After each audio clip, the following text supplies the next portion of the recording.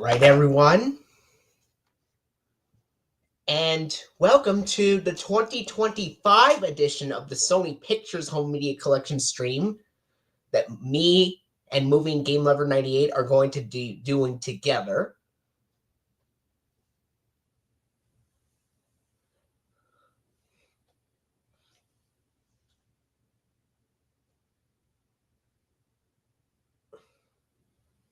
So,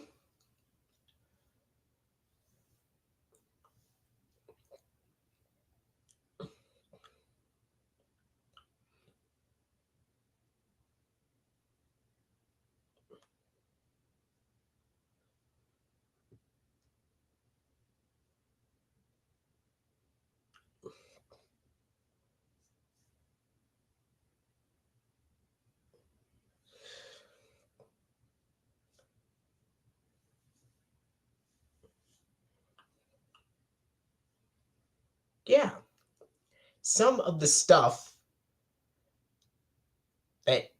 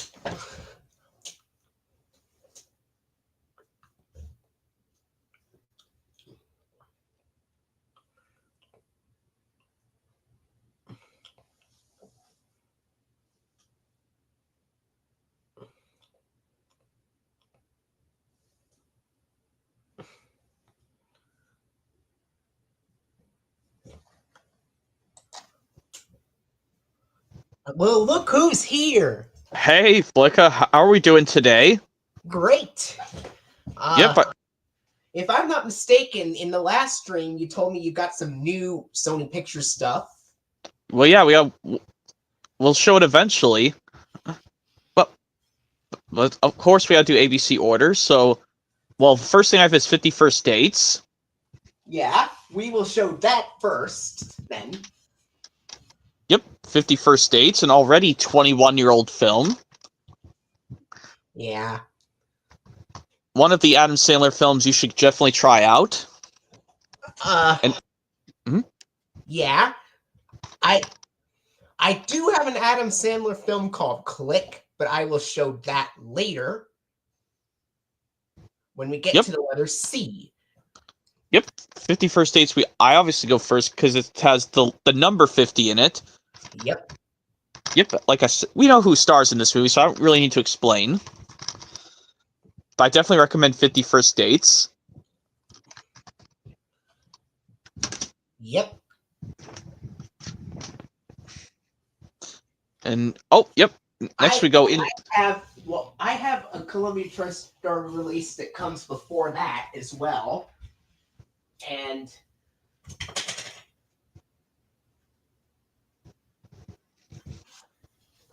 it is this.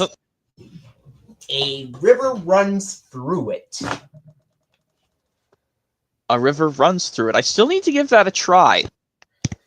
It is a 1992 film. I wish that could have gotten a DVD in 97, to commemorate the 5th anniversary. Yeah, but this is a 2004 reprint of a 1999 DVD release. That's strange. They got a reprint 5 years after the original DVD release. So, I mean, I've heard some interesting things about this movie, so maybe I'll give it a shot. Now, what's weird about this is that the Columbia TriStar Home Entertainment logo is shown on the back, but if you look at the disc, it shows the Sony Pictures Home Entertainment logo, which means the 2005 disc is inside.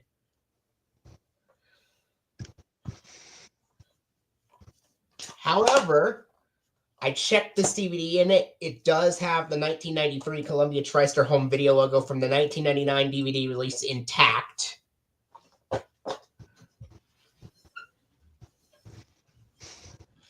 All right. Okay.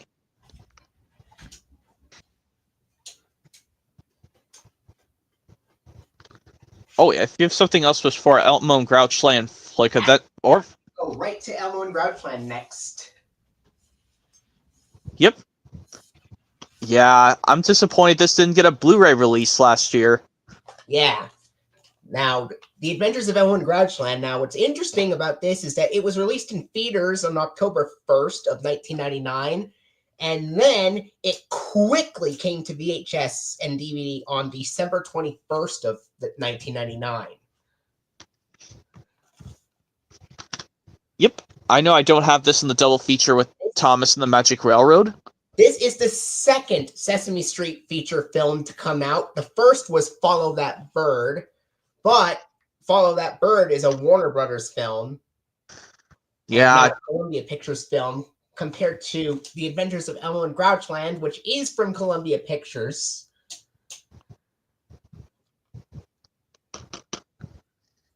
Yeah, this is the only Sesame Street Muppets film by the Jim Henson Pictures Company.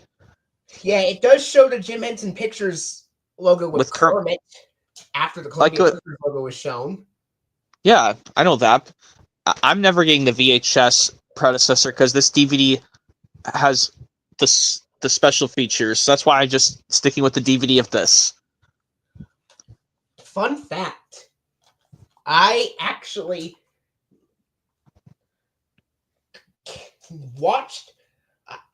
saw another DVD copy that looked just like this one when I was at the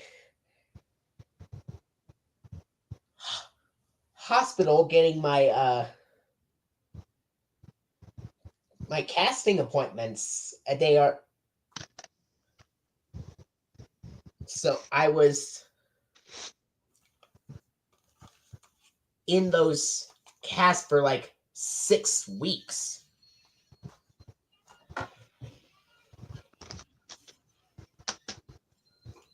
Right. What the heck is making that? Was just my phone was ringing in the background and oh, what the? I was like, what the fudge was that noise? I could hear it through my screen. Anyway, yep, our discs look the same, and I do have anger management. But if you have something after we finish this, before we get to anger management, that's fine. Oh, didn't you tell me you had The Adventures of Pee-Pee Longstocking? Yes, I have it. Yes, that's not till much later in the alphabet. Well, usually, do you want me to just go? Do you want me to just show that, even though it has the new crammed into the title? The new adventures would. We'll show that once we get into the letter N with the new adventures of Pee-Pee Longstocking. Okay, so anger management I would show next, but if you have something before anger management, that's fine. I do have something before that, and it is... Yeah, the phone was ringing, and the Elmo's World theme was the ringtone, so I... Oh. I didn't... That was so cool. Like, me, I put my... Anyway, that's The Adventures of Milo and Otis right now. Yes. I brought up how this and the Bear and Toss Magic Railroad are in a triple feature on DVD. Yes, and of course, Adventures of Milo and Otis is another Columbia Pictures film. This is from 1989. And A River Runs Through It is also from Columbia Pictures. I think this one might have gotten a 10th anniversary edition DVD in '99 to make it the easiest. This is a 2005 reprint of the 1999 DVD release. Okay, because I know that's the Sony Pictures Home Entertainment reprint. Yeah, because of the Sony Pictures Home Entertainment logo on the back. But if you look at the disc, it shows the Columbia TriStar Home Entertainment logo on the disc and reads 2004. Usually I just look for the original DVD if I did that, even though I don't know if The Adventures of Milo and Otis got a Blu-ray release. If it did, I would get it, but if not, it's always been on DVD for years. Anyway, I also checked this DVD of Milo and Otis, Adventures of Milo and Otis. It also has the 1993 Columbia TriStar Home Video logo intact from the 1999 DVD release, even though it's a reprint. All right, Anger Management. Yep, a 2003 Columbia Pictures Adam Sandler movie with obviously stars Nicholson and Adam Sandler. Yes, I know how you can tell the formats apart. The DVD version, to be exact, red bar means widescreen. Yeah. But the DVD, if it's in a blue bar, that means full screen. But even though I kind of like this movie, Anger Management, yes, I love Anger Management. That's why I'm going to probably get it on a separate DVD, which you can easily find this DVD, Flicka. It's the easiest. This and along with the other one, Mr. Deeds, 51st Dates, and I'm surprised that Click is the one Adam Sandler film you have by Columbia Pictures, but the only one by Universal you have is Billy Madison. Yeah. But did you hear that? Well, even though we're not going to show this here, Happy Gilmore is also a Universal Adam Sandler movie. Happy Gilmore 2 is supposed to come out this July. I don't know if you're going to see it, though, Happy Gilmore 2, but you've always liked the original Happy Gilmore. Well, because I'm showing an Adam Sandler movie by Columbia Pictures, but there are other companies that made Adam Sandler films besides Sony. Somebody else is trying to join, but I'm not going to let him in because... You should check the name first. Should you like to check the names? All right. Well, a guy named Stick Guy Stuff. I don't know this guy. I think I might know him as a stranger, so let's just please keep going. But yeah, Anger Management, that's all done. Rest in peace to Lynn Thigman. However you say that, the one who does Luna and Bear in the Big Blue House. May she rest in peace, but you know what I mean. But actually, speaking of that, we are going to get to Bear in the Big Blue House releases, but if you want to show just the Bear movie first. Yeah. Then we go into Bear in the Big Blue House. More 8 titles from Sony Pictures to show first before we get to that. Okay. And luckily, when we're further into the alphabet flick, I did remember to put Seinfeld early on when we get to S later on in the stream. All right. Here is The Animal, a 2001 film, and it's also a 2001 DVD release with Rob Schneider, a special edition release. I know Rob Schneider. I know him as an actor. This is a 2001 Columbia Pictures film co-produced with Revolution Studios. Yeah, the same guys who did Pixels and some other Columbia Pictures movie. Yep.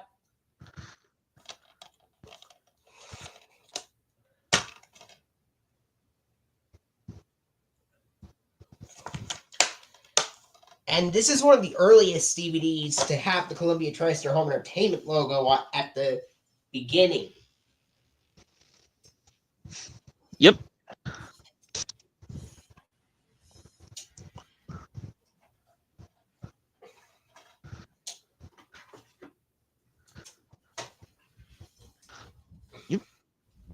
Yeah, and I'm also, since I have these other movies, when we get to later on the alphabet flick, Grown Ups 3 is supposed to come out this year, too. Well, why am I spoiling stuff up, by the way? Well, you know what I mean. Here is Annie, special anniversary edition, the original 1982 Annie with Albert Finney, Carol Burnett, Bernadette Peters, Anne Rankin, and Tim Curry. Yes, I know Tim. I know Carol Burnett, who is all.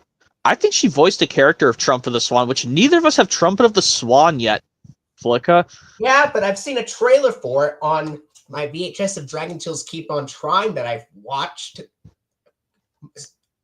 a few times.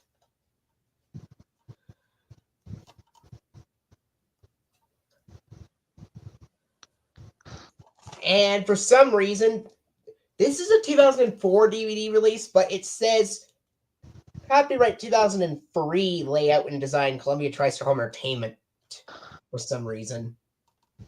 Even though they should have just left this 2004. But this was because this was an early 2004 release. I think other ones they fixed that issue where they put the right date. Yeah. This one, they didn't. I think the original DVD release of the 80s version of Annie, they have a one where you can choose your widescreen or full screen. Yeah. Well, I mean, I saw a VHS that looks like that, the DVD counterpart in a way, Flicka, but it's kind of different, but they kind of released on the same time. Well, I used to have the 1997 VHS of Annie, part from the Columbia TriStar Family Collection at the time. I need to get that VHS so I can try it. Sorry. But I'm glad I have it on DVD now. Yeah, I know it's not the one where you can choose your widescreen or full screen flip disc. Because I think that's what the original DVD was like. Yeah. And Annie is a 1982 Columbia Pictures film. And now we have a made-for-TV film.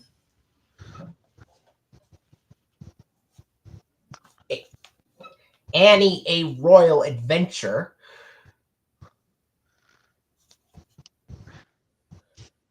Well, it's like with some other Disney movies, they just made exclusively for TV only, not released in theaters. I know. This one does not star the original cast from the 82 version of Annie, however. I mean, if they still have some good actors in there, if they were as good as the original cast, I guess the new ones can do a good job. I've seen the original film, but I have not seen this. This is what I do, Flick. I check out the film first before I add it to my collection, and then I say if I want it in my collection, I'll keep it. But if I don't like it, I have to take it out of my collection. This is also a 2004 DVD release.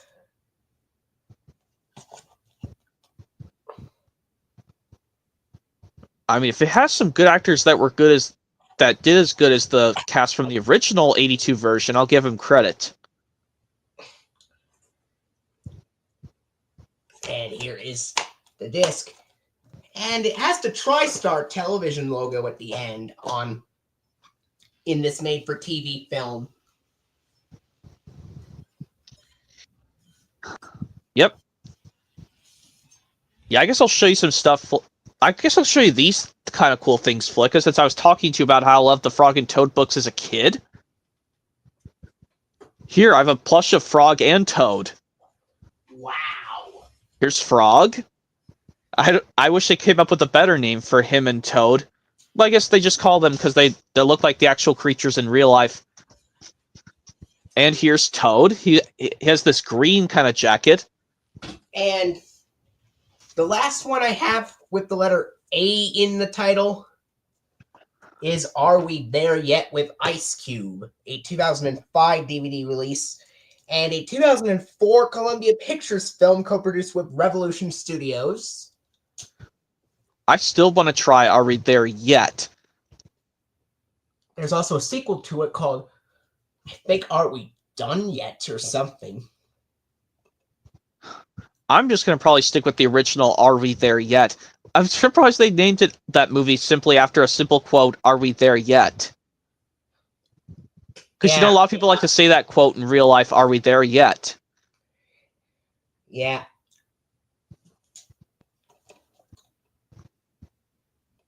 And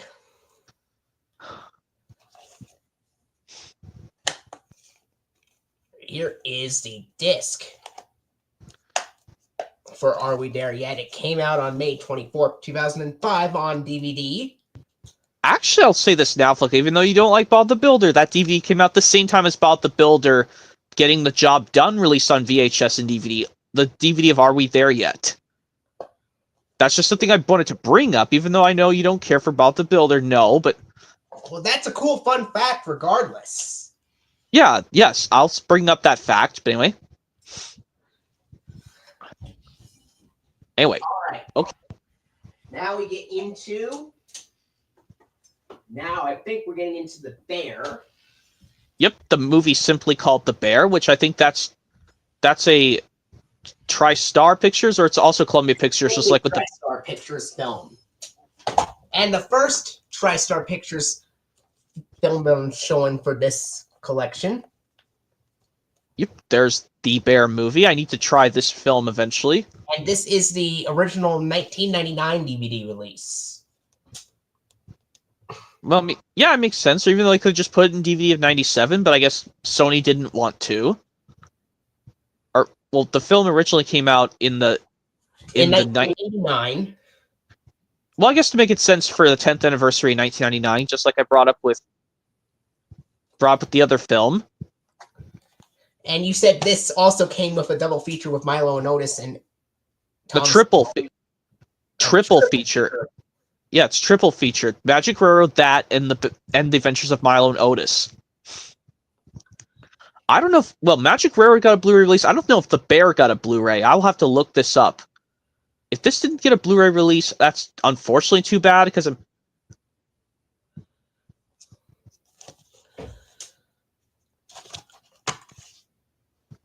And here's Steam Decks. And there's a flipper disc, and it's currently on the widescreen side. I always leave them on the widescreen side, because I like widescreen better. Even though you can flip the other side to get the full screen side on there as well.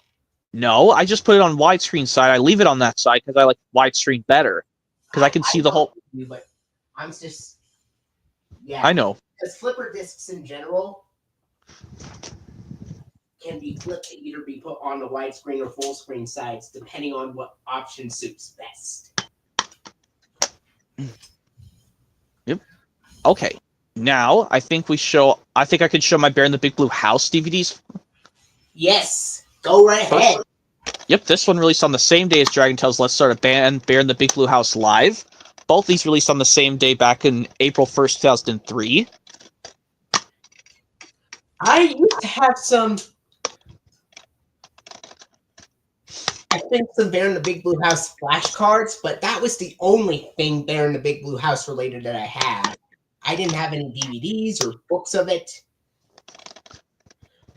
I know. But anyway, here's Tie Time with Bear, released back in May of something 2002 on DVD. So like I said, I think my goal is to find every Bear in the Big Blue House all VHSs and DVD releases by Columbia TriStar. So even though my VHSs might be bigger than my DVDs and I want these ones by Columbia TriStar Home Entertainment with Jim Henson Home Entertainment, because this was before Disney bought out. Even though this technically aired on Playhouse Disney in the late 90s, but the DVDs were by Jim Henson Home Entertainment. And Columbia TriStar Home Entertainment, because Sony originally bought the rights to that and a couple of other Muppet stuff. With the exception of Sesame Street, in which Sony Wonder already got that part. Yeah. But anyway, I think that's all done with my Bear in the Big Blue House 2 DVDs I have for now, Flicka, and I would show Bewitched, but if you have something to show before Bewitched, I will hold it right there. Bewitched is next. Okay, Bewitched. This is a 2005 Columbia Pictures, or Sony Pictures movie, I should say. I don't know if Columbia or TriStar put this out. Or actually, it's Columbia Pictures. Okay, I was just taking a peek at the disc. I was showing it out of the frame. A good one to have Will Ferrell and Nicole Kidman in a Columbia Pictures film together. Yeah, I've seen a brief preview for it on the DVD of Are We There Yet? Okay, well, you can always give this a try, Flicka, if you like the actor Will Ferrell, that is. I have Elf. Okay, this is that. You can see this, or Talladega Nights, or Step Brothers, yeah, I said Talladega Nights already, or Step Brothers, but that's way later in the alphabet. Oh, disc for Bewitched. I don't even need to. Well, even though I know what the discs look like, but anyway, that's Bewitched. That's all done. All right. Now I have one more title with B, and it is another TriStar Pictures film.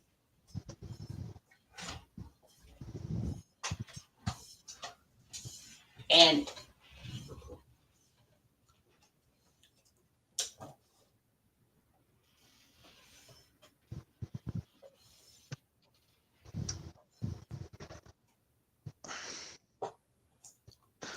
Art. all right, there we go.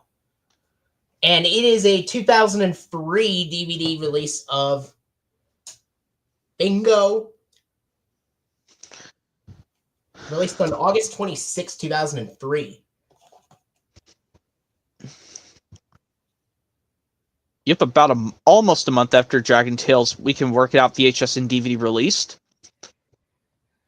Even though they could have released this on DVD in 2001 because it's a 1991 movie. Yeah. And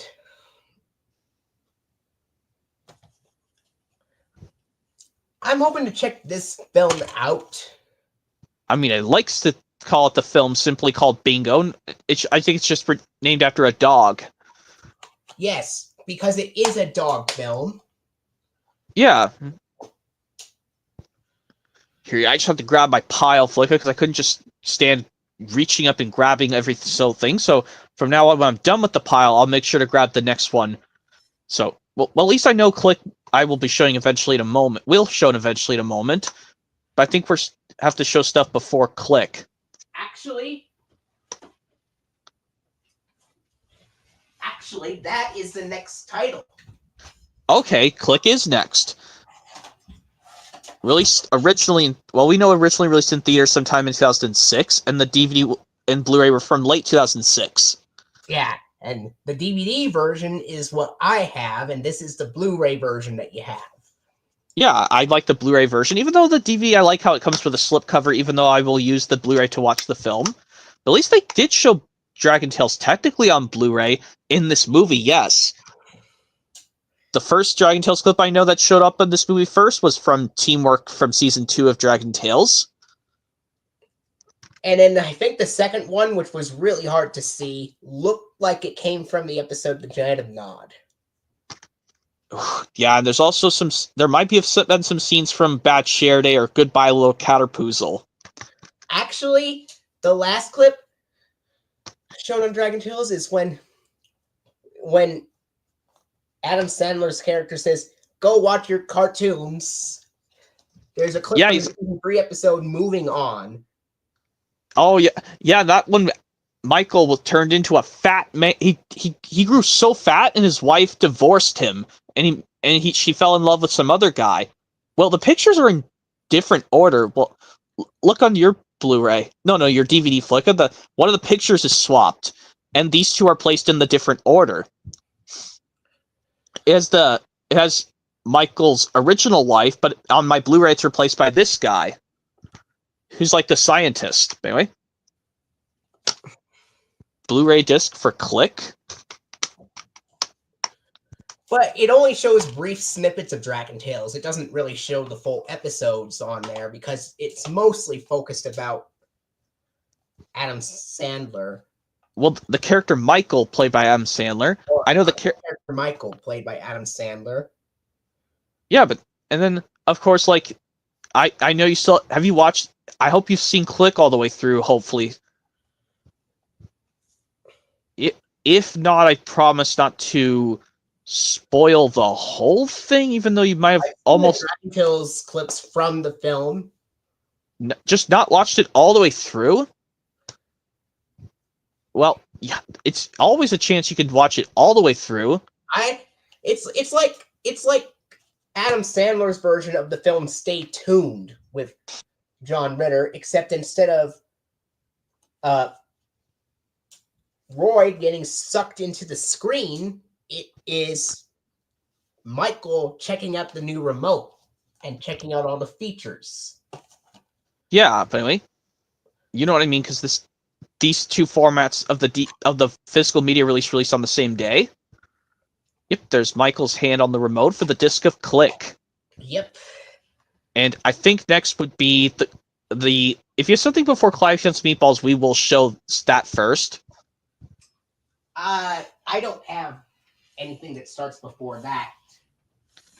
So I think that means we go straight to Cloudy with a Chance of Meatballs, both the first and the second. Yeah, and then I have the Cloudy Double Features pack. Hopefully, let me just show the two Blu-rays together, since you only have the first one on solo DVD. Sure. Okay, here's Clive and Meatballs, the first one, Blu-ray from 2010. I've seen both this and the sequel on Netflix.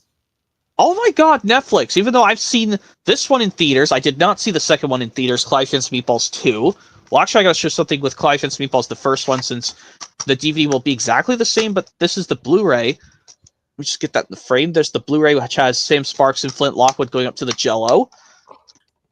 But I would like to do something cool. I would like to get the disc 2 from the 2-disc DVD from 2010 Flicka, which you should get that, Flicka. The 2010 DVD release of Clive and Meatballs, the original that comes with 2 discs. Yes. And there's Clive and Meatballs release. I think the 2-disc one's better, because I know you like slipcover editions are really cool. Here, I just showed my Blu-ray editions fast. And yep. But rest in peace to James Caan. Yes, he was also in the film Elf as Buddy's dad. As Walter Hobbs, rather. Walter Hobbs. Yeah, that's what I know that. Even though I like the actor James Caan, yes. And oh yeah, you gotta show the Cloudy double feature, and the next thing I have, Flicka, is the Cutter with Chuck Norris. Yeah, we'll show that next. First, let's look at this Cloudy collection, which I have a DVD set that'll look similar to this when we get to the D titles. And it's a 2015 double feature DVD release. Yeah, I don't like how that one. I had some issues with that DVD Flicka. When I tried to watch the second one on that disc, it froze, and then it cut to the portion that later on in the film. That's why I have them separately. Yeah.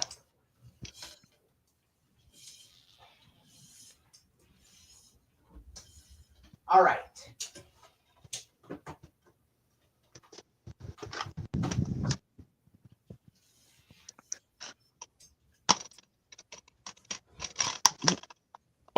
Oh yeah.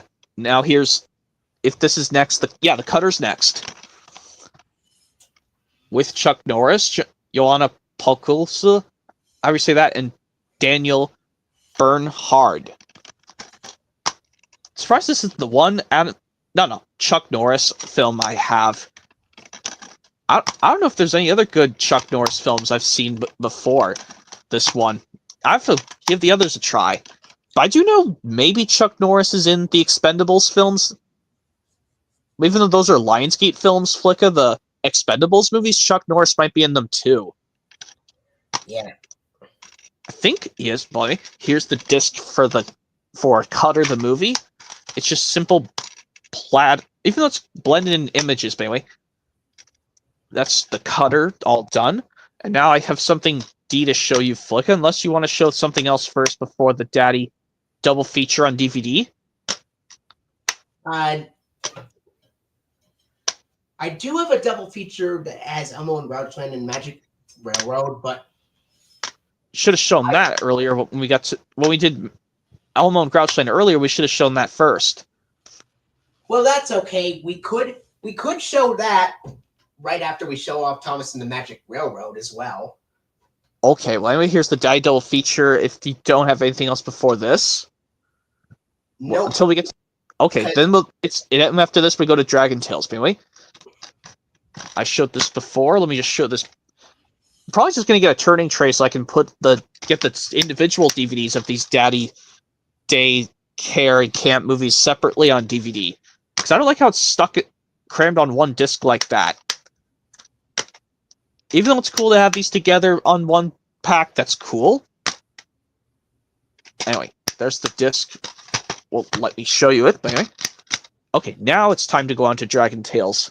Yeah. But hopefully, I think we have to show them in the best order we can because I know you have a couple VHSs. I know you didn't bring There's Nothing to Fear VHS, but that's okay. If we were to do that, that would have gone after Sing and Dance in Dragonland DVD. If like the There's Nothing to Fear and School is Cool would go after Say Hola to Enrique. So obviously we'll go to Adventures in Dragonland unless there is something that get me.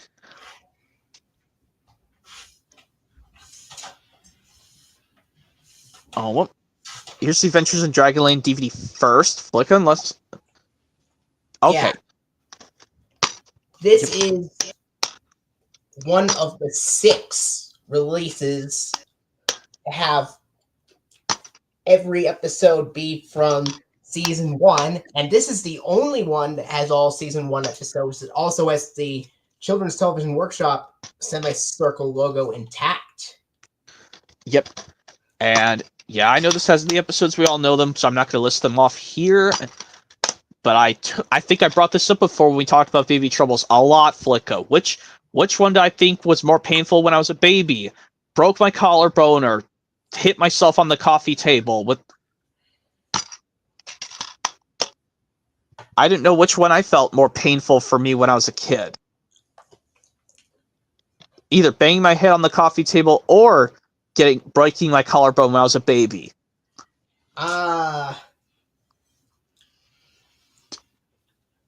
Well, but I think equally are painful. Yeah.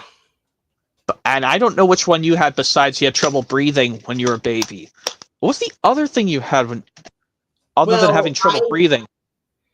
In 2018, I dislocated my kneecap, and that was the most... No, I'm talking... Well, I know that, but I'm talking about other things that happened to you besides... Well, yeah. I think I know exactly what I'm talking about, and of course, I talked brought up with Bad Share Day. We brought up with extra dialogue of how the dad told Emmy, "Please give that toy to Max. Emmy, you've been playing with it all day. It's Max's turn."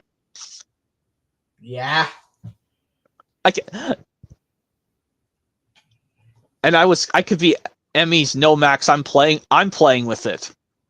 Yeah.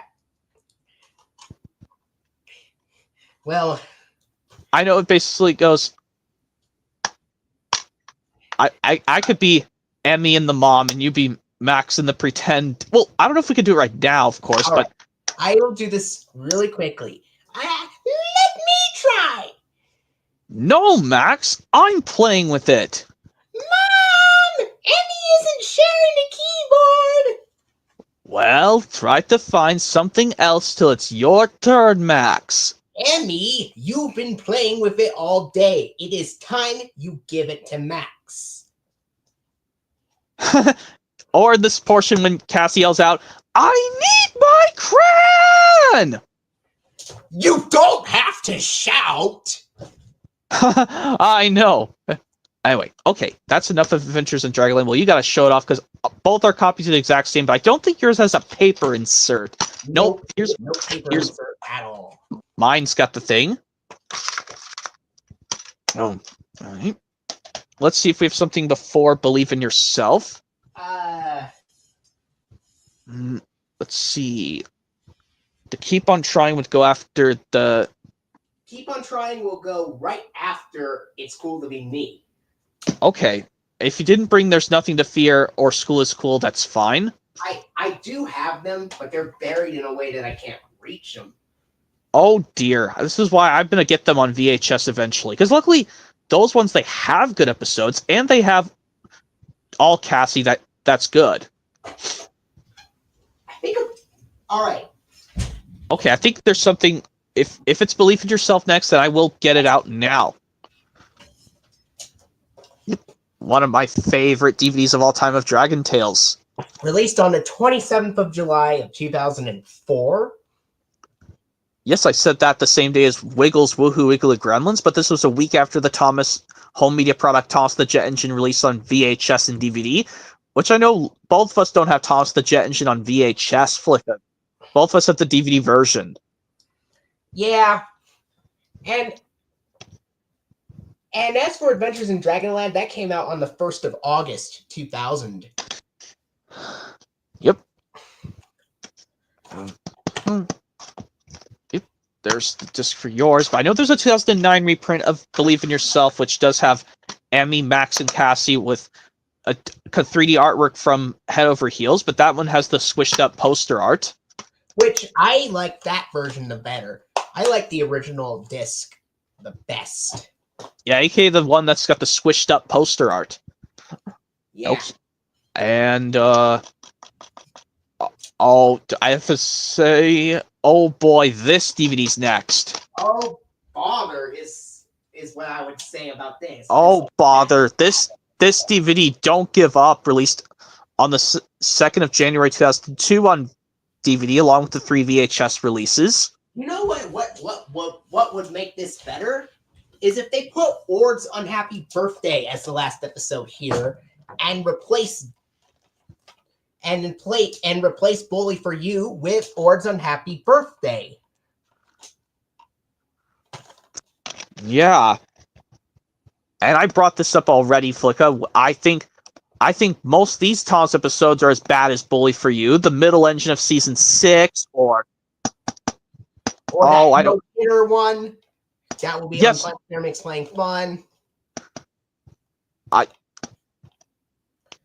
But Bully for You, that is the worst season 1 episode of 2000. Whereas No Hitter is the bullshit episode of 1999, and I apologize for the language. This is the stupid bullshit episode of 2000 of Dragon Tales. I apologize again, but anyway. Hold on, someone's in the chat. What's he saying? Oh, it's Chad saying, I have some Dragon Tales DVDs. He's saying that to you, Flicka. Love It Returns. Oh. He has some... He's saying he has some Dragon Tales DVDs. Wow. I don't know which ones he has, but that's cool. He has Dragon Tales DVDs, but anyway. Yeah, Don't Give Up. Skip the Bully for You episode. Or it's worse than... Better than that one. Yes, Bully for Mr. Conductor is better than this stupid Bully for You episode. Always. You still have not watched that, Flicka. Bully for Mr. Conductor. That's way better than this. Yeah. And I'm also saying everything else in this DVD is better than that last episode. Yeah, anyway. Next up, I think we go next to Easy as 1, 2, 3. Then, I think next is Follow the Clues. That is no, after that, it's Experience New Things. Then we go to Follow the Clues. Yes, that! There's Experience New Things coming after this. Here's Easy as 1, 2, 3, released on the 28th of January, 2003. Yep, about almost a month before Fred Rogers passed away. This is the last release where everything is from season 1. And luckily, these are not bad. Some of these aren't bad. But like this DVD of Adventures in Dragonland and Don't Give Up, it features the season 1 online bumper where Ort says, to learn more about Dragon Tales, visit us at pbskids.org the old way. Whereas on the DVD of Believe in Yourself had him say it season 2, visit PBS Kids at pbskids.org. Even though he did not say it twice, PBS Kids, in the website bumper, he could have just said visit us at PBS Kids the season 2 way. He could have, or they could have kept the same voiceover from season 1, but changed the text color. Or he could have just said, to learn more about Dragon Tales, visit us at pbskids.org.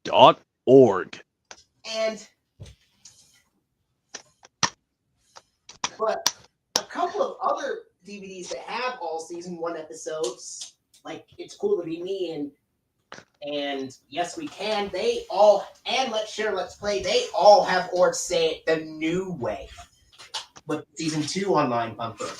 Yeah, but as I was saying, I also forgot to bring up, there's a reprint disc where it's a full color artwork rather than this clear, shiny artwork. It has Max, Emmy, and Ord with paint on them on the 2009 reprint disc of Easy as 1, 2, 3, but I don't have that either. But now here's Experience New Things, released on the 22nd of August 2006 on DVD. Yep, I know. Yep. I got this along with Say Hola to Enrique and I got this and Say Hola to Enrique on Christmas Day of 2023, alongside giving my parents DVDs of Seinfeld. Well, that wasn't clever of you to do, because if I wanted to get these gifts for Christmas, I had to give my siblings gifts too. But anyway, yes, we know a lot about these episodes. I'm glad this is on DVD instead. Something's missing, not that stupid BS Miami or Bust. Unfortunately, the disc art that's shown on my copy is the 2009 reprint. Just with Emmy and Cassie, but mine has everyone except Enrique, and here's the paper. And of course, I know I brought this up so many times for that, where... Well, yes, to Fly with Dragons, we experienced every pilot episode of the show. Thomas Gets Tricked is the very first episode of the Thomas the Tank Engine and Friends TV show. Because speaking of that, the Railway series of Thomas is his 80th anniversary is coming up this May. Maybe that's when we'll show the Thomas Home Media Collection in honor of the Railway series turning 80 years old. And of how, yes, Flintstone Flyer is the first Flintstones episode. Rosie the Robot is the first Jetsons episode. Elmo's World Balls is the first Elmo's World episode. And yes, hello, Miss Tits. That is the first Arthur episode, along with Francine's Bad Hair Day. I've never watched those very first two episodes of Arthur, but I've seen other episodes of Arthur. And of course, I've seen the Blue's Clues Snack Time episode with Steve, or the Kipper the Dog the Visitor. And let's not forget the SpongeBob episode, Help Wanted. Where I know SpongeBob, for some reason, looked at the audience by looking directly at the camera with his eyes.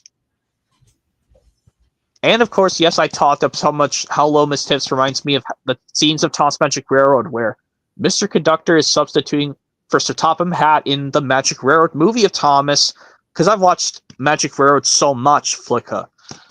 Well, I guess I'll briefly show you one of the versions next to Magic Railroads, even though we're not near Magic Railroad just yet.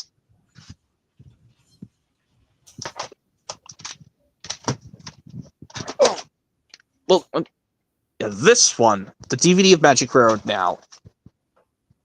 Even though I want to see if Magic Railroad gets a 4K release. Anyway, that's Experience New Things, and let me get Magic Railroad DVD out of the way. It needs to go back with all my versions, but there's Follow the Clues, which unfortunately I'm not getting that VHS Flicka. Nope. Cassie is absent in the last one. Yeah, I would have loved if she was in Wheezy's Last Laugh, Flicka. I would have liked it, make it funnier. Make Mr. Pop give her a funny noise when he switches the voices around. You know how we brought this up, how we could have made Cassie quack like a duck. Yeah. Basically, or... Cassie, why are you quacking like a duck?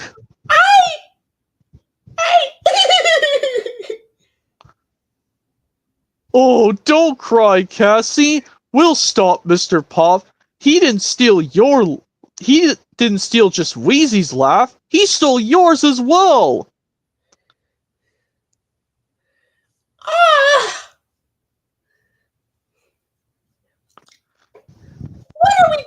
too? I don't know, Cassie. And Zach's also making some weird noises, too.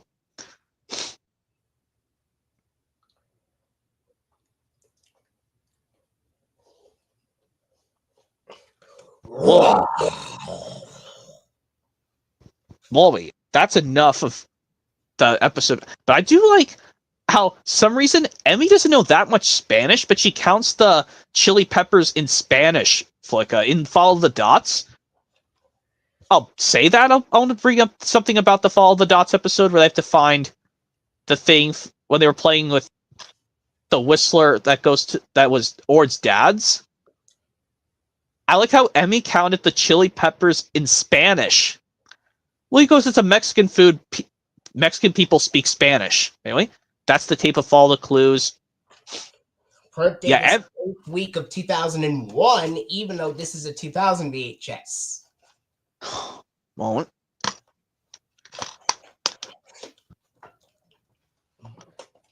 Okay, next will be It's Cool to Be Me. Yep. Then after this, Keep on Trying is next. Yep. It's Cool to Be Me, released on the same day as the Yes We Can Dragon Tales DVD. Yes, I know you have that problem with not separated at birth, where you're fighting. And I know in the greatest show in Dragonland, where I like how Emmy says the phrase definitely. Usually she says definitely, but she includes the word not. Definitely not. I know. And then I know for a fact, yes, this one has a non-Cassie, but I can skip this non-Cassie episode of Tall Tale. This is a DVD, so I don't have to worry about that BS. And then, like, this one in Staying Within the Lines, or it says to Max, maybe you should take a rest, Max, but he's 4! You tell a 4-year-old he needs to take a rest because he's not doing the coloring right?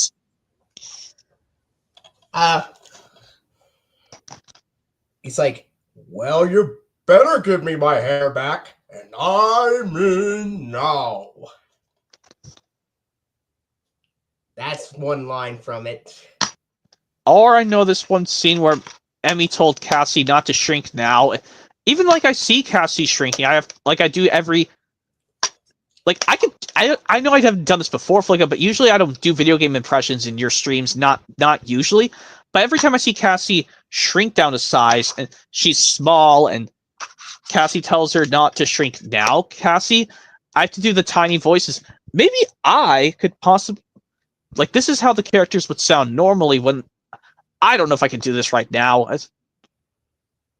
Like, this is how Mario's voice, when he gets knocked out of the stage normally in Smash Bros. Melee. Do. Or when he gets knocked out when he's tiny, it goes, do. So I've already did that impression, Flick. I know you haven't heard me do a video game impression from a video game, but every time I see Cassie shrink to a small size... It's like when I can hear the character's voice is tiny in Smash Brothers. Yeah, but staying within the lines, yes, Cassie does shrink, but believe it or not, after Cassie shrinks, Ord turns invisible, and he gets scared as well. Well, yes, we saw Ord turn invisible in the very first, the B portion of Season 1, Episode 1, The Forest of Darkness. And we saw Cassie shrink down in size in episodes like The Talent Pool and Emmy's Dream House and Cassie Loves a Parade. And Eggs Over Easy. But in Cassie Loves a Parade and Emmy's Dream House, as she is shrinking, she is crying. Well, anyway, that's the disc for It's Cool to Be Me. She also shrunk in that Garbage Bully for You.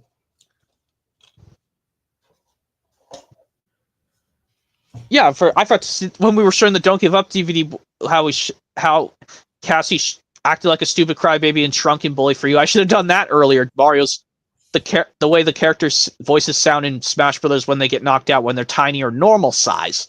Well, that's okay. As long as I tried it for the first time. But anyway, I think next up is. Yep, it's Keep on Trying. Oh yeah, Keep on Trying. Then we go to the Let's Be Brave 2006 DVD after that. All right.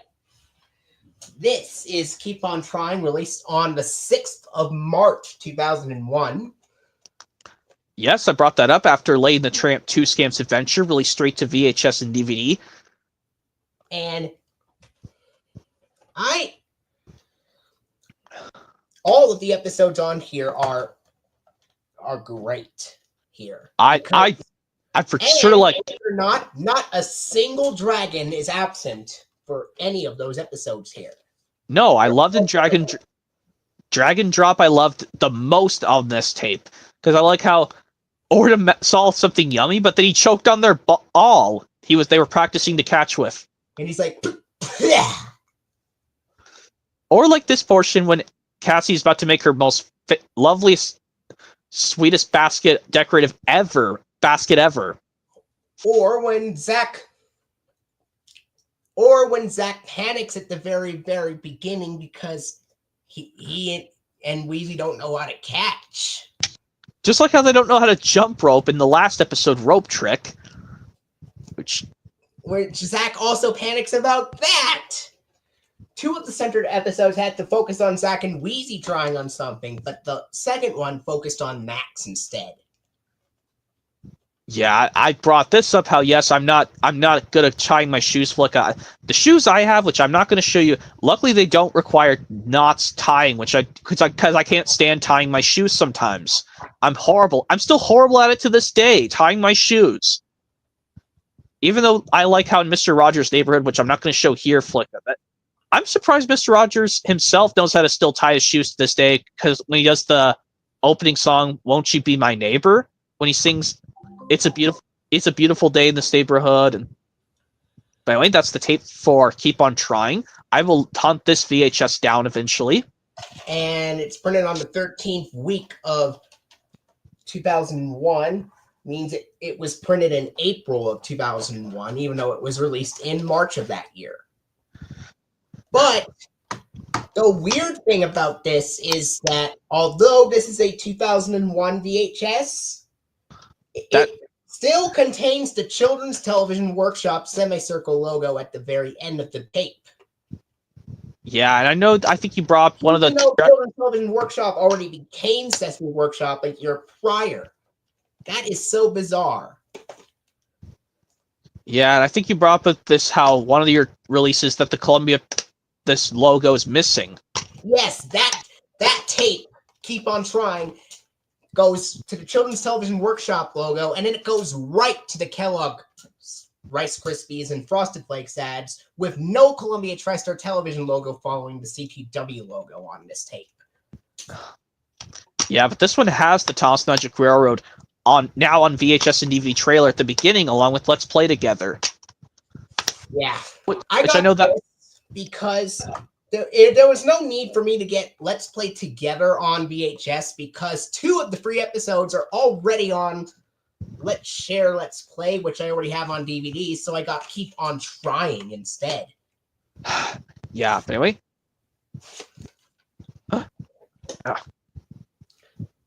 Anyway. Now I think his next is "Let's Be Brave." Yep, it is. Released, yes, on May 23rd, 2006, the same day as Cheaper by the Dozen 2 released on DVD, and Thomas Tales from the Tracks VHS and DVD, which I can never hunt the Tales from the Tracks Thomas VHS. I don't know. Well, some people do have the Thomas Tales from the Tracks VHS. I don't have the VHS of Tales from the Tracks, but I have the DVD, which is easier to get. Anyway, here's "Let's Be Brave." Out of all of the 5 episodes on here, 3 of them are reused from previous releases. Calling Dr. Zack and the Big Sleepover are already on the 2000 VHS of Big Brave Adventures. Stormy Weather is already on the 2002 VHS of There's Nothing to Fear. But these 2 down here are new. Yeah. And I brought this up. These look horribly photoshopped, Flicka, just like how I said on those 2 Thomas DVDs. The 2 Thomas DVDs, the 2007 DVDs are Thomas Gets Strict and James Goes Buzz Buzz. For 2007, they horribly photoshopped those pictures on the back. Come on, Sony. What is your problem with that? Or Anchor Bay, what's your problem? Terribly photoshopping these photos on a Thomas DVD from 2007 that's just a DVD release of an older release. Couldn't you just taken the filter off a little? Okay. Yeah. And I know for a fact that I know I love the Big Sleepover episode, Flicka. It's a fun episode. And I wish Zach's song was on DVD, because I know that for a fact, Flicka, because in that episode, Emmy's hair is all messed up, but in this one, her hair is perfectly aligned like that. Yeah, I think Zach's song is the only episode where Emmy's hair is messed up. But in other episodes, even though they had to go in their PJs, her hair looks perfectly fine. What? Yeah, and of course, Sounds Like Trouble. That is the only episode from season 1 that has never been released in home media until to this day. And Musical Scales is the only episode to feature digital ink and paint animation and include Enrique. Yeah, something. Yeah. If you look at the front, you could tell that looks like images from Sounds Like Trouble, but why is Enrique on the front here? He is not present in the episode. I guess they had to realize there was an episode with him, so Sony put him on the front because there was an episode with him on this DVD. Yes. Yes. There's Let's Be Brave, and now we go on to let's do these releases. Yeah, the next one is Let's Share, Let's Play. Yep. Yeah, this and the other DVD from 2000, they didn't put the play all feature on the menu. Yeah, but what makes Let's Share, Let's Play even more unfortunate is that you cannot play all 5 episodes. It'll take you back to the main menu after one episode at a time. The only way you can get to the Dragon Tales title sequence is if you select the first episode, and the only time you can see the end credits and the closing logos and funding credits is if you select the last one. That Black Quibbling Siblings, for some reason, Cassie and Orr don't appear at the beginning, but for some reason they appear as a cameo at the end without saying any words, even though I wish they were to include them in the plot. That would have been easier.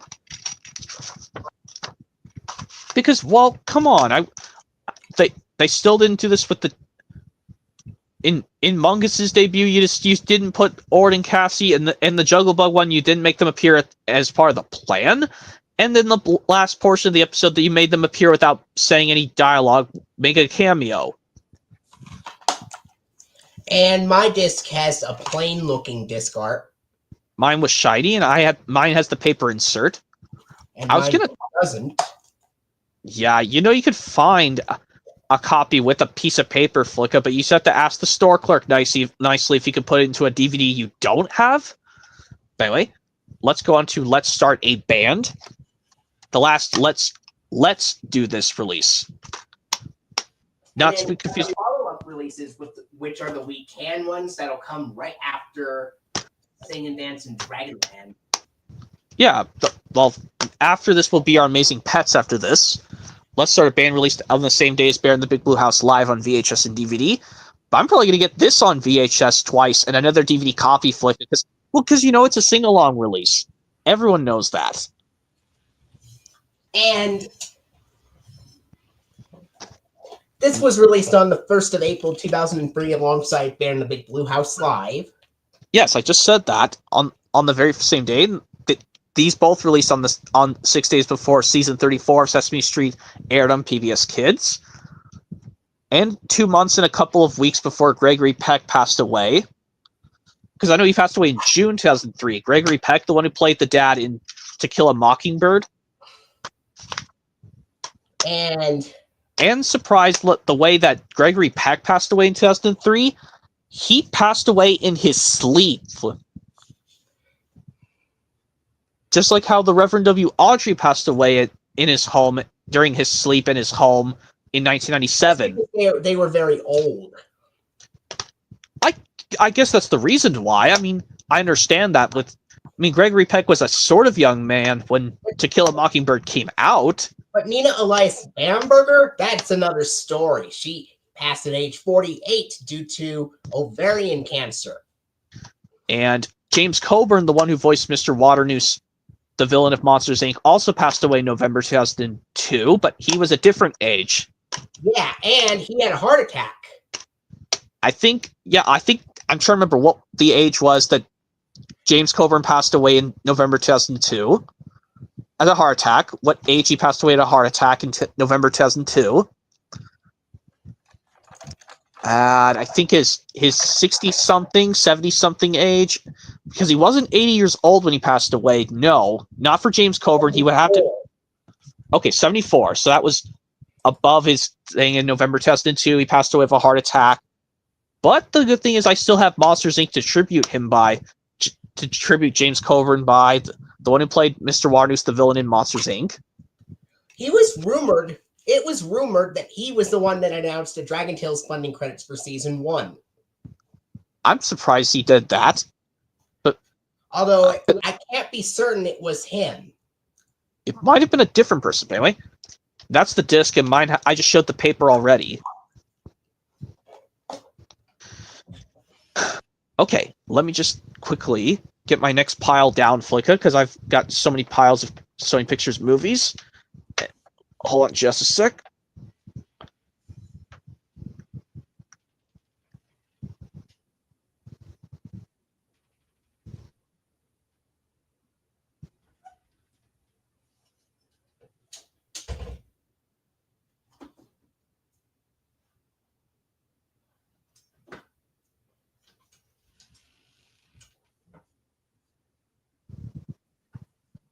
Okay. That was quick, so let me just show. Next is Our Amazing Pets, Flicka. Oh yeah, I also got. I believe I also got.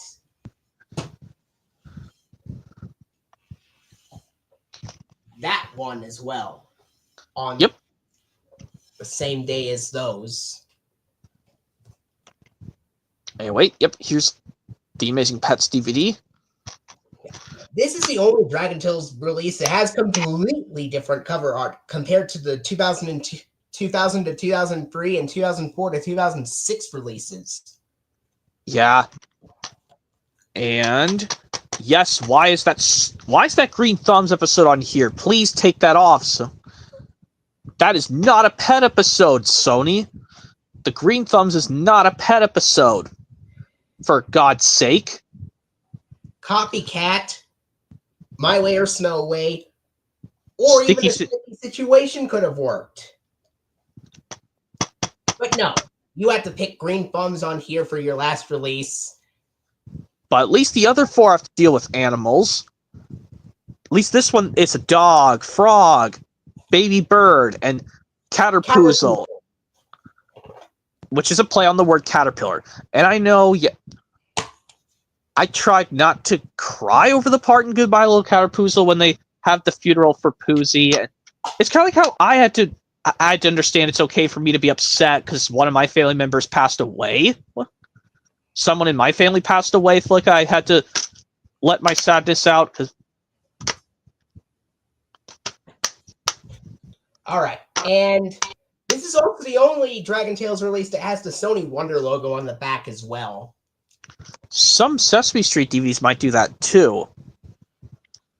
Although the Sony Wonder logo is not shown here. Yeah, that's strange. Anyway. And I also know that... Yes, I do know the famous quote from the Wheezy's Hairball. The ketchup on peanut butter thing is gross, but Max thinks it's delicious. All right. Oh, boy. Now we have to get into another release with a bad episode. Yes, released on 2005 on VHS and DVD, but which is Playing Fair Makes Playing Fun, released on the 7th. Unlike Don't Give Up, which had the bad one as the last one, this one has the bad episode as the very first. Which I can skip, which is good. And I'm not even getting the Let's Be Friends VHS. And I can also get this on VHS, because it's also got... This is the only way to see an episode with Enrique on VHS, technically. But at least, like, this one, Spike redeemed himself, Give Zach a Hand episode, they put on here instead. Which is a plus, because they mentioned the events of the bad bully for you, and yeah. And yes, of course, teasing is not pleasing. I think we haven't done this in a while, Flicka, like where the two dragons, Mookie and Buster, make fun of Emmy and they tease her, and Quetzal calls them immediately to time out. Yeah. Mookie, Buster, how many times do I have to tell you? No more teasing Emmy. Ha! You say that, Quetzal. She doesn't know how to play right. Ha ha ha. It's not fair. Wait, Emmy says it's not fair? Usually Max says it's not fair? Why would you keep making fun of me even after I told you to stop? You don't listen. You never listen. Emmy's right, you two. You need to go see my brother, the principal, Fernando, about this. And then we'll make sure your team never wins. Our team will win for sure. And then Fernando talks to them severely, but anyway. Mookie, Buster, this behavior is very unacceptable.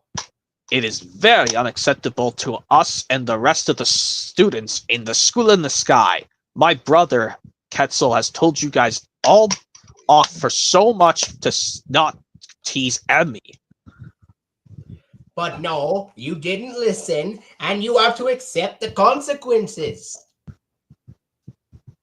I'm gonna have to give you detention with my brother Quetzal for the rest of the school day. And then he's like, detention? Yes, that's right, you two. Teasing someone is not okay. And for that, since you didn't make up for it, I'm gonna give you detention with my brother Quetzal tomorrow night. Shame on you! Now my best friend Emmy is upset.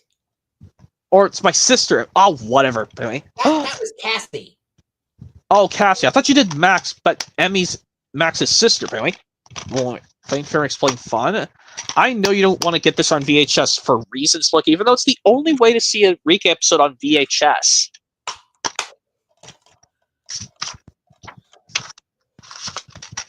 Yeah. Well, wait, next is Say Hola to Enrique. Now into another one, but this one, instead of just one, we get all 5 with Enrique. Yes, I said that Say Hola to Enrique, released on the 24th of January 2006 on DVD, just by itself. Although, to be fair, this could have been released in November or December of 2005 as well. Yeah.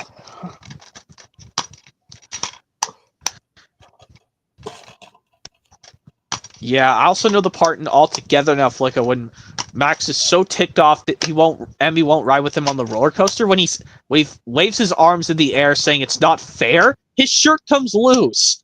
And I can see a part of his belly, well, his tummy rather, and I can see the belt on his pants. Like, where did that come from? Well, even though we don't see Max's belt on his pants, when he raises his shirt up in the air when he's so mad saying it's not fair. But I don't think this is the only episode of season 3 Max says it's not fair. I think there were other season 3 episodes he said it's not fair. Yeah, but I do know that he said in some season 1 episodes, like the Fury is out on this one and no hitter. And boy. And in the Fury is out on this one, he says, it's not fair! I can't tag anyone! Yeah, anyway. I know for this other one, yes, I know this released before Thomas Gets Bumped and Sing Along and Stories got their first DVD release. And next up is Sing and Dance in Dragonland. Excuse me. Yeah. Released on August 2nd, 2005 on VHS and DVD, but I'm not getting the VHS version. Because reasons, I told you, the flip-flop song I gotta get away from. Yeah. And of course, they added 2 additional songs on the VHS, but you can literally watch them in other releases. I think they put the Wake Up song and some other song from Let's Start a Band on the VHS version of this release, even though I like the DVD one, so I could just get away from that song. And this does not feature any episodes on Let's here. Start a Band. The special doesn't even do that anyway. Well, I'm talking about Sing and Dance in Dragonland. Yeah, I know this. Yeah. It's a shame because in my opinion, they should have at least put 2 or 3 bonus episodes on here. Like 2 of them not being released, The Giant of Nod, and A Smashing Success. I mean, I would like to see A Smashing Success. Even though Emmy was... Especially A Smashing Success for this DVD of Sing and Dance in Dragonland, because Emmy breaks Wheezy's trumpet and is afraid to tell the truth. That could have been an episode that could have been included on this DVD of Sing and Dance in Dragonland as a bonus episode. Yeah, I'm surprised that Cassie was the only dragon who cried in A Smashing Success, but the others didn't. Yeah, but in Goodbye Little Caterpoozle, you get Cassie and you get Ord crying as well. Yeah, but in some episodes where they cry, the tears don't even come out of their eyes.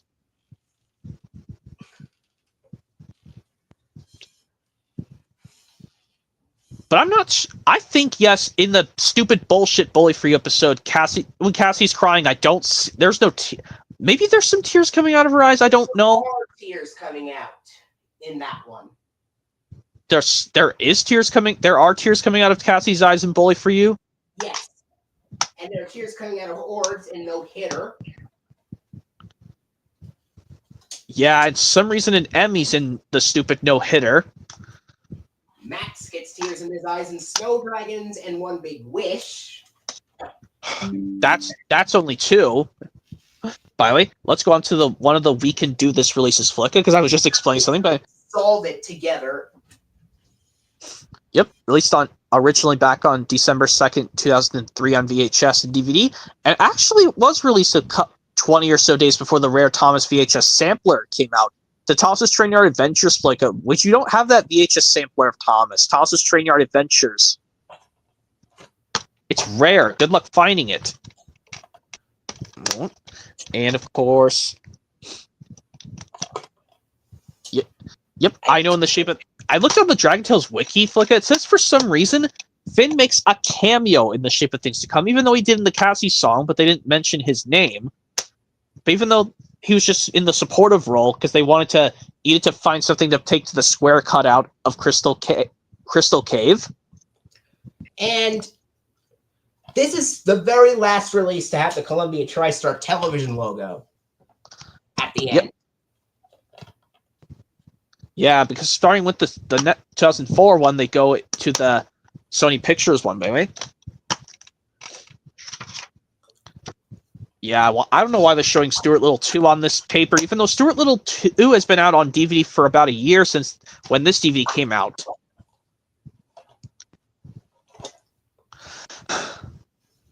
Anyway.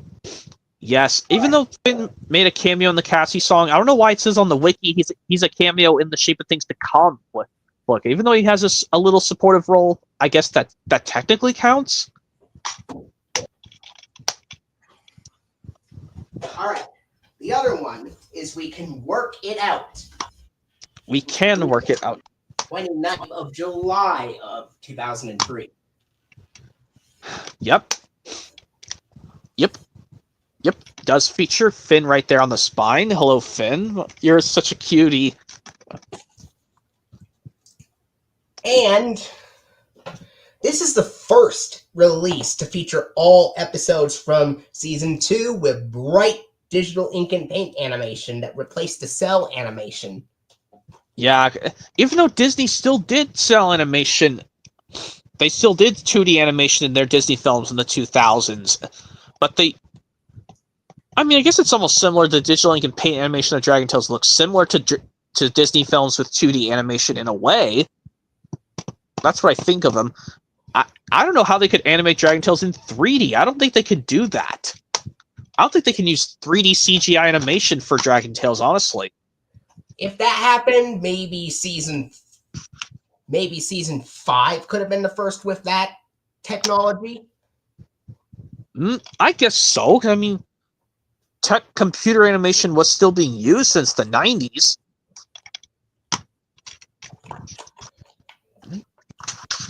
Luckily, you're just showing one version, one copy, if we can work it out. Yeah. Because I don't know why you have two of them. Anyway, as I do know this scene where Cassie and Finn do have tears when they're crying in two different portions of the episode. Yes, I could see tears coming out of Cassie's eyes when she was so upset when Finn landed his belly on her castle and it got destroyed. And she sobbed and there was tears in her eyes. But when Finn cried, the tears came out of his eyes. Oh. But at least Finn's crying, it was medium in Cassie the Green-Eyed Dragon, but Kiki's was little soft. But I also want to mention I believe in the balancing act, he is worrying with tears in his eyes. Yeah, by the way, here's Whenever I'm Afraid. This release has a weird error in the Sony Pictures Television logo here. The Sony Pictures Television logo on the CV incorrectly uses the audio from the Columbia TriStar Television logo playing over it. Yep, I noticed that marker saying Alec Baldwin because I think that was the Thomas DVD. Yeah, your Percy's Chocolate Crunch with the slim artwork. But yeah, I did bring this up when we showed the Anchor Bay collection stream flick. I will get those slim case variants of Races, Rescues, and Runaways, Spills and Chills, and make someone happy. Because I don't need two identical thick case copies of by the Ghislaine one because they look identically the same.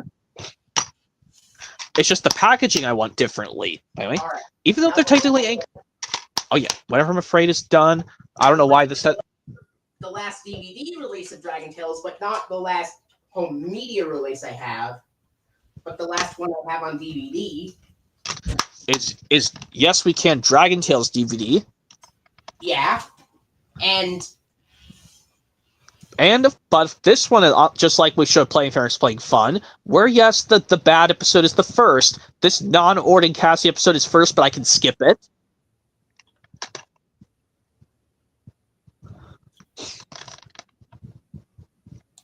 Yes, and I brought up how in the Great White Cloud wailed. Yes, why did Zach break the fourth wall saying that's a dog song? But he didn't even look at the viewer watching the episode what to add it. He didn't look at him or her watching.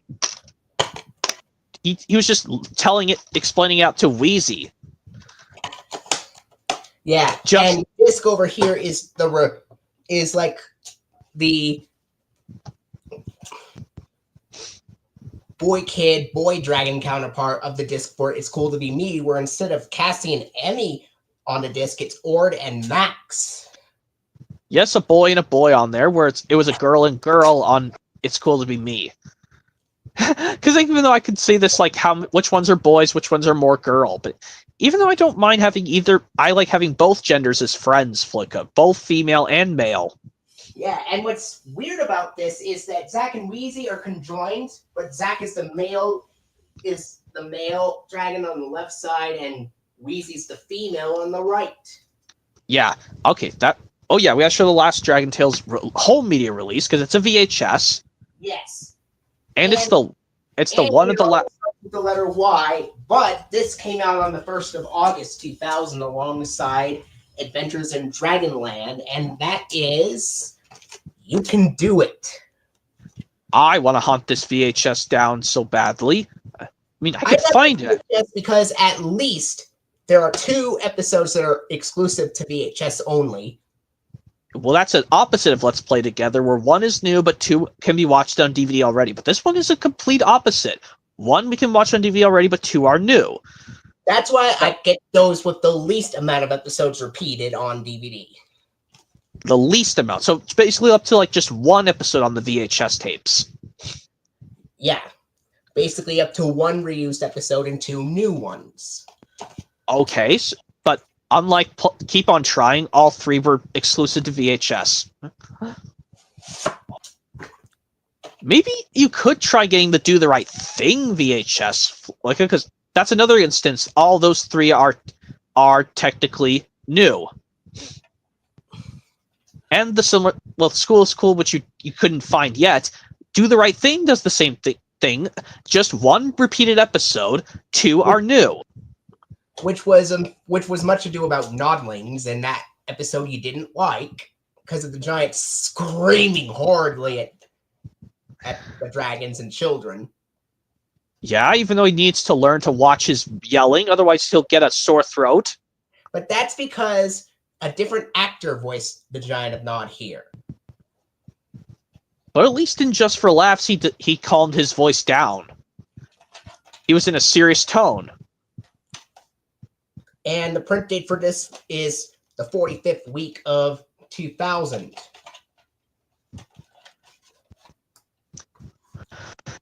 Okay, after we're done with this flick, I did bring the Fraggle Rock the complete series on DVD.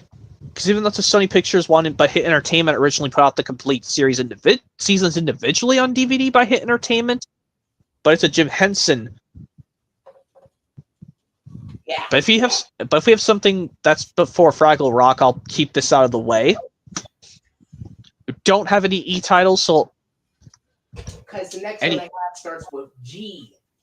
Okay, here's Fraggle Rock, the complete series DVD flick. I'm trying to get all the other season sets of 2 through 3 in the final season on DVD independently, so I can swap these clear discs out, because I hate stacked discs. These clear ones, they're going to easily get scratched. But luckily, I can just show the box. You should get this flick of the complete series. I know you like Sesame Street. This has Muppets in it, kind of like Sesame Street. Even though these, like I said, these season sets were originally by Hit Entertainment. Yeah. I'm surprised this is the one Jim Henson thing that Hit Entertainment was owned by. That Hit Entertainment owned at the time. Okay, now onto G stuff. Well, like I said, I have 3 things with G, and I'm not sure if you have stuff before grown-ups.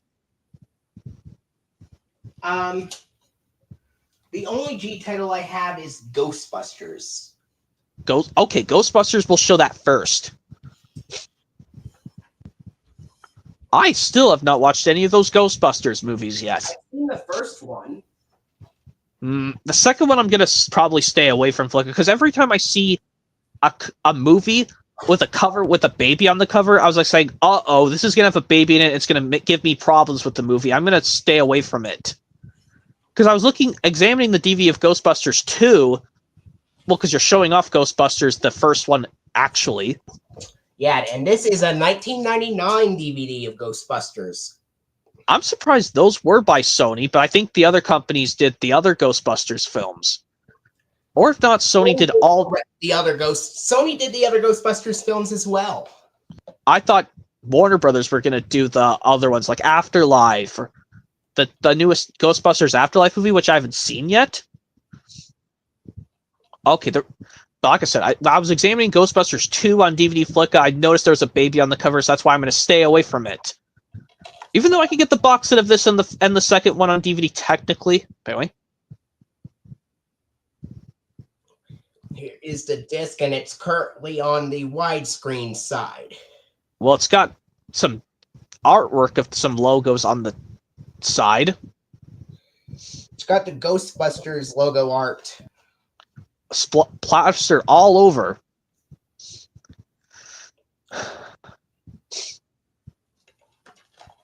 Art. Now I'll show Grown Ups 1 and 2, especially because Grown Ups 3 is in the works. First, Grown Ups from 2010.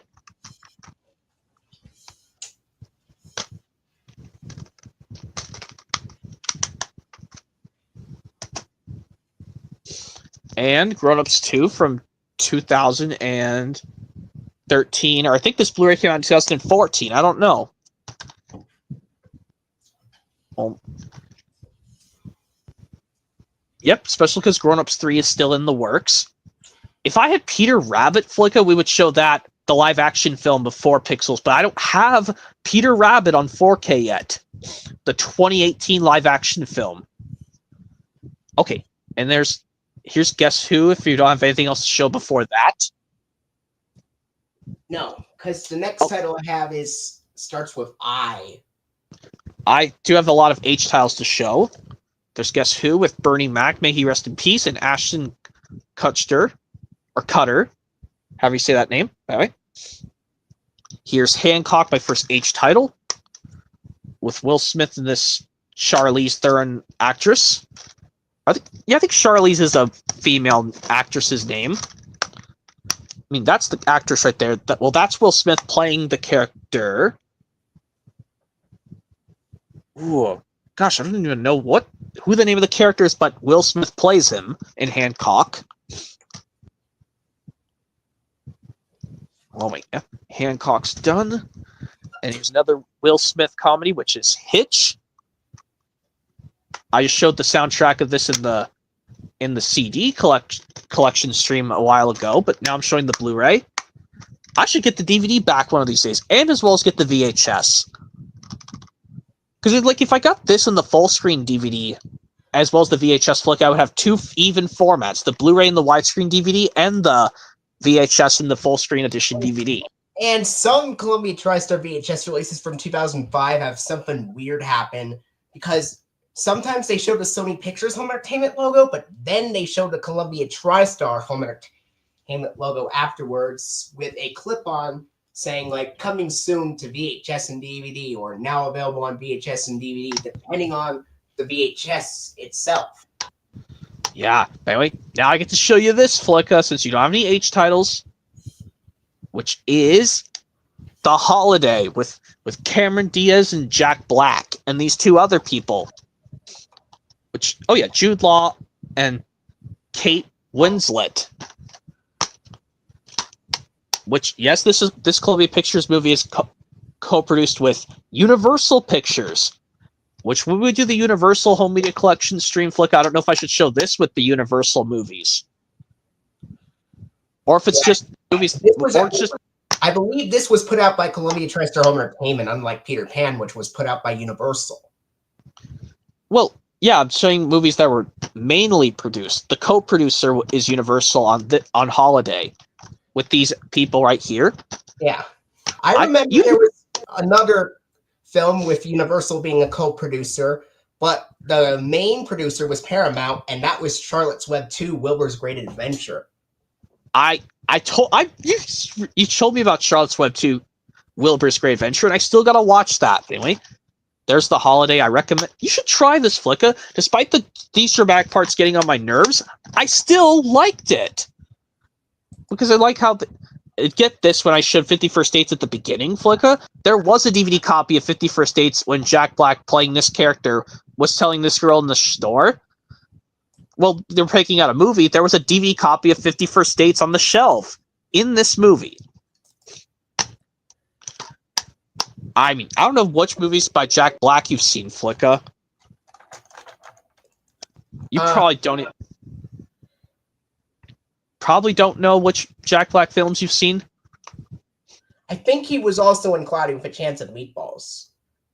Jack Black was in... I don't think Jack Black was in Cloudy with a Chance of Meatballs. I'm talking about School of Rock, or Gulliver's Travels, or even Envy, which that's a DreamWorks Pictures movie. It's a live-action DreamWorks Pictures movie. Or, yeah, I'm talking about those movies but that have Jack Black. Anyway, I think you want to show your I title now. Yep, it was also... that DVD was from 2007. Yeah, it's a 2007 DVD of The Holiday, because it was a very late 2006 movie, kind of like Stranger Than Fiction was. And the live-action Charlotte's Web by Paramount Pictures. which still got to figure out when we're going to do the Paramount Home Media Collection stream. All right.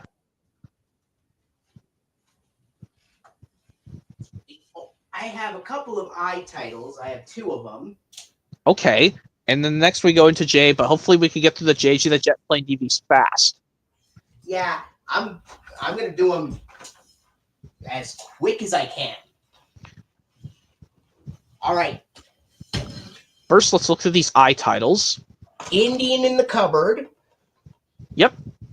I remember having that VHS. I want to get it. Film which was made by Columbia Pictures, co-produced with another copy, but unlike another company, but unlike The Holiday, which was a Columbia Pictures film co-produced with Universal, Indian in the Cupboard is a Columbia Pictures film co-produced with Paramount Pictures.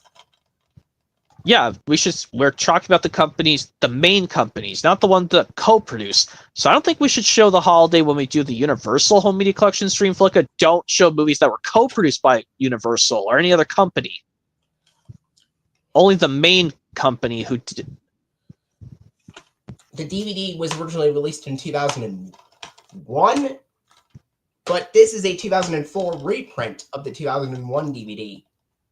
And as such, the Columbia TriStar DVD logo at the beginning is intact. Yep.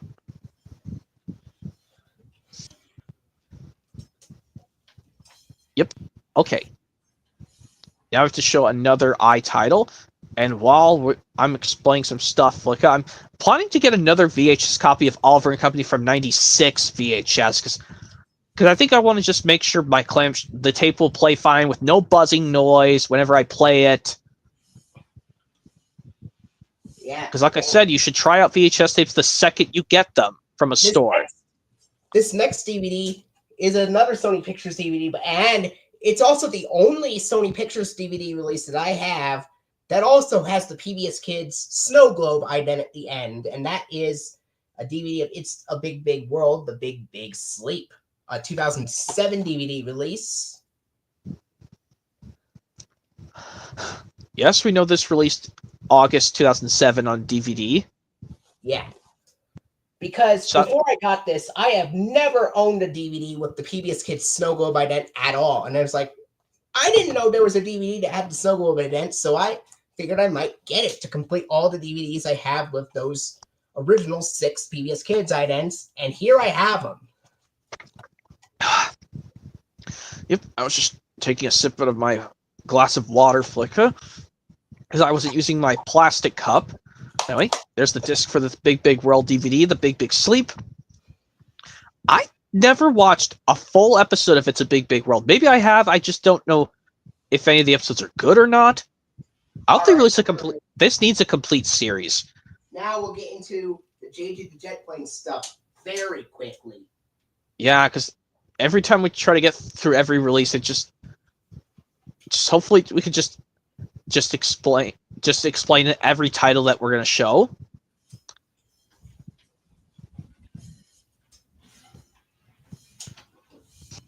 All right, the first release. Adventures in Learning. Some of the photoshops are from the wrong episodes. Or at least a whole lot of them are. Yeah. I don't know why Sony would do that. Yeah, I was gonna get a Maggie and the Ferocious Beast release on DVD, Flicka, if we were to get to it, but unfortunately I never got a chance to do it. But anyway. Yeah, but it's too bad. I just wish Maggie and the Ferocious Beast got a complete series. I mean, Harold and the Purple Crayon got a complete series. Why can't Bear in the Big Blue House or Dragon Tales? Like, the Family Fun trailer that showed at the beginning of every VHS and DVD release by Columbia TriStar. And DVD beginning in 2004. Yes, even though the Believe in Yourself, for some reason, the DVD version used the 2002 version with Bear in the Big Blue House. Which was obviously strange, because I thought Bear in the Big Blue House was already owned by Disney at the time.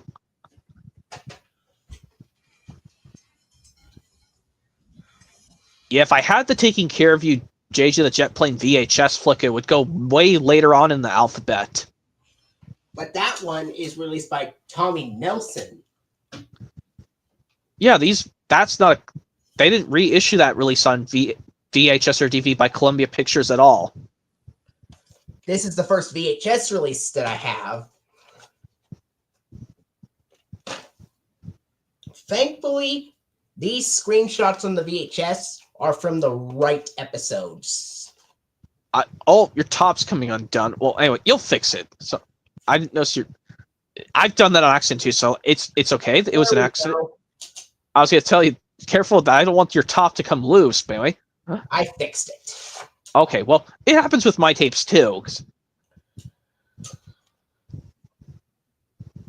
Tape printed on. Oh, it looks like there are two.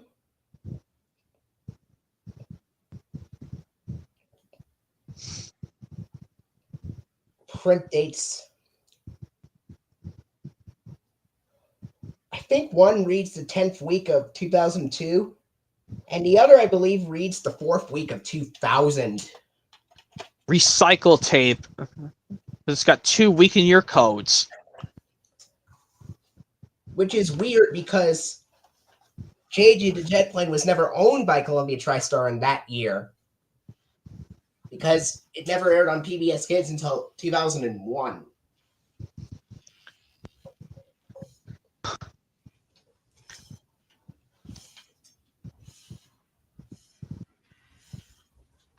Yeah, some of these instances of JJ the Jet Plane episodes flicker. Like, I know, like, how this guy does the narration explaining what goes on in the episode. I think I brought up with the Dough Nutty episode with Herky the helicopter. The narrator explains where the donuts were. I don't know who's the voice who does the narration in the JJ the Jet Plane episodes. All right. Chuck Morgan was the original narrator for JJ the Jet Plane, and then Michael Donovan took over in 2001. Yeah, I think that was the person who did. Who was also the narrator was also Big Jake and Old Oscar. Let's look at the next release. 2 copies. One of them is in a cardboard slipcover case, and the other is in a clamshell. Don't really need 2 of them. I don't think you can offer me one of them. Because I could just get it myself. Because I can't even tell if the front on one of those is faded or not. I think cardboard slipcover case is faded. I can't take that if it's faded. I don't like stuff when it's faded. I say whenever I see something faded in the store flick, I say, "Yikes, that's faded. I don't want that." So I should have not gotten that copy of Letter Factory Leapfrog release from the store in my area during a Christmas DVD sale. I should have left it behind, but just taken the insert, because I realized the artwork I had wasn't faded. Label and the print date was the 25th week of 2002.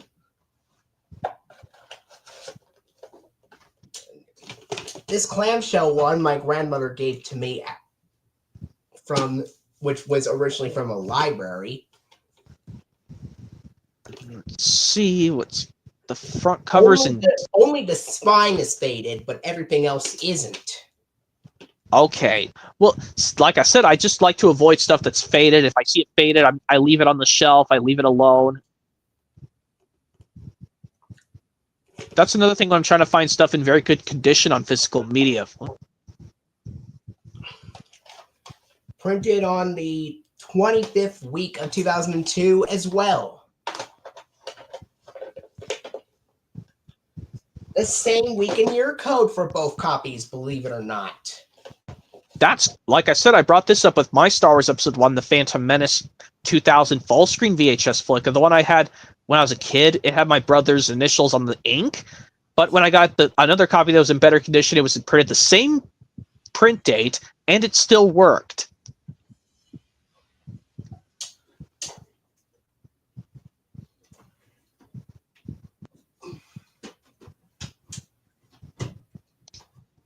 The next next one is the only one that I have on both VHS and DVD. Okay. Here is the VHS version. And on the VHS version, the episodes listed are out of order. Because the first episode on the VHS is Catch the Buzz, even though it's listed as the last one. Then we go to Grumpy O'Malley, and then the Great Terrytown Blackout is the last episode. They're placed in the backwards order. Kind of like how, yes, I told you that VHS release of Thomas Percy's Ghostly Trick I'm getting, the box has the episodes muddled up horribly, but I can fix the order myself? Label. And the print date's the 19th week of 2004, even though this is a 2003 VHS. This is definitely a reprint. The VHS originally came out sometime in 2003. On May 13th. And I don't know why they would print it in 2004. I guess that's something, but anyway. All right. I'm trying to remember who was the narrator in the JC the Jet Plane Donutty episode. Flicka, the one who narrates. Morgan. Okay, that person does the narration in the Donutty episode. Because if Chuck Morgan's the narrator, then Mary Kay Bergman would be JJ and Gina Ripsey would be Tracy and Snuffy. But I think in all... But yeah. if Michael Donovan's the narrator, then that makes Debbie Derryberry be JJ the Jet Plane, and I think Mary Danielle, also known as Sandy Fox, being Tracy and Snuffy. But I think in all the seasons, Big Jake is voiced by the same person. Big Jake is voiced by Michael Donovan, if he's the narrator. Okay. Along with Old Oscar. Okay. And Chuck Morgan, if he is the narrator. So whoever's the narrator is also Old Oscar and Big Jake.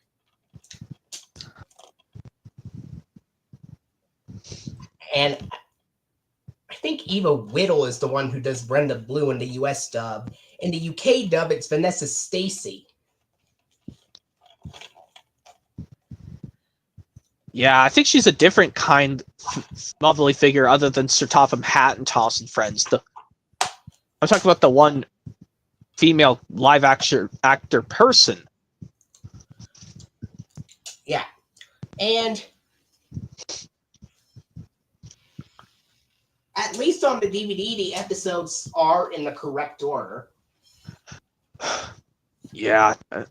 But I also remember when I had the Taking Care of You JC the Jet Plane VHS flick. I'm pretty sure they used different narrators throughout the episodes, the 3 episodes. But if you look at the JJ's New Wheels episode, I think the screenshot is definitely wrong. It's supposed to have JJ. It could just put JJ in the shed getting his new wheels. Get it? Because the episode's called JJ's New Wheels, and they could have just put him inside like the repair shop. Oh. And there's here is Learning Life's Little Lessons. The spine on the DVD is slightly faded. What? Yeah, I think you should probably get another artwork from something else. And this is why are not. This is why I look at stuff. If I see one faded spot, I leave it on the shelf at a store. I think it was just definitely the previous owner, so who did that. But anyway, yep, that's the disc. And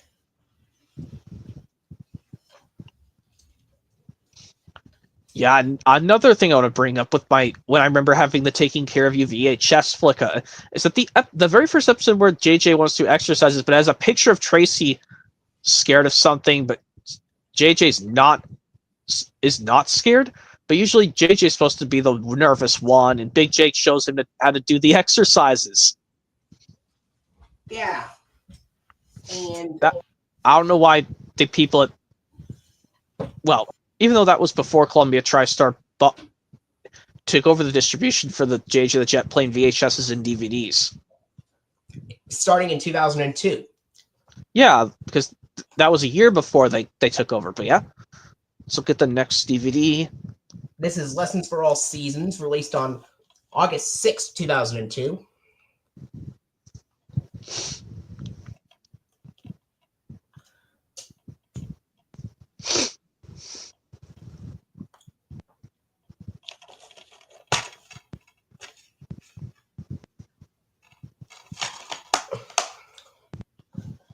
This is also the last JG the Jet Plane DVD that contains a PBS Kids ident at the end. Okay. Beginning in 2003, they no longer use them for those DVDs of JG the Jet Plane.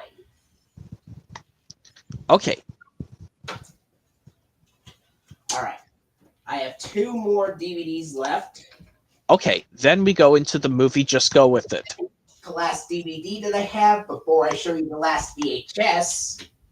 Oh, okay, so we still got a while to go.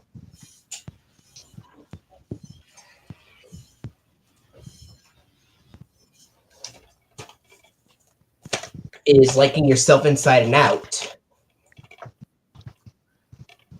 I think it's not the... Oh, I think this has got the DVD... The DVD's got the episode where Tracy wishes she was a different color. Yes, it is. Oh, yes, just similar to the Thomas episode of Thomas Season 22's An Engine of Many Colors. Yeah, I'm surprised JJ put an episode like that first before Thomas did.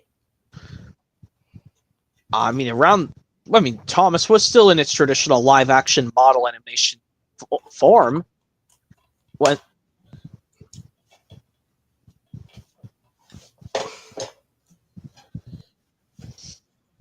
And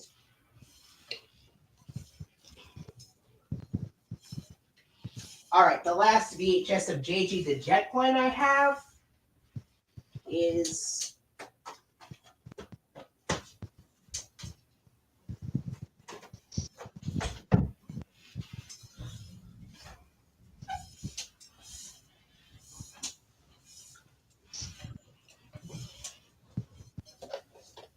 Soaring Sky High.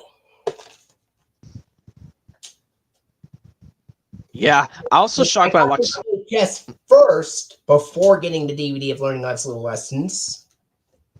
That's what you should do with some. If you want to try the release, try it on VHS first before you get the DVD version. Because I remember... Because 3 of the episodes are also on the DVD of Learning Life's Little Lessons, but I got the VHS first.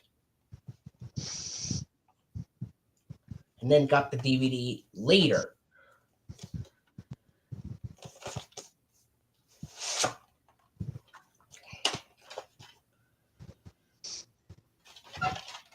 Label on the print date is the 20th week of 2002.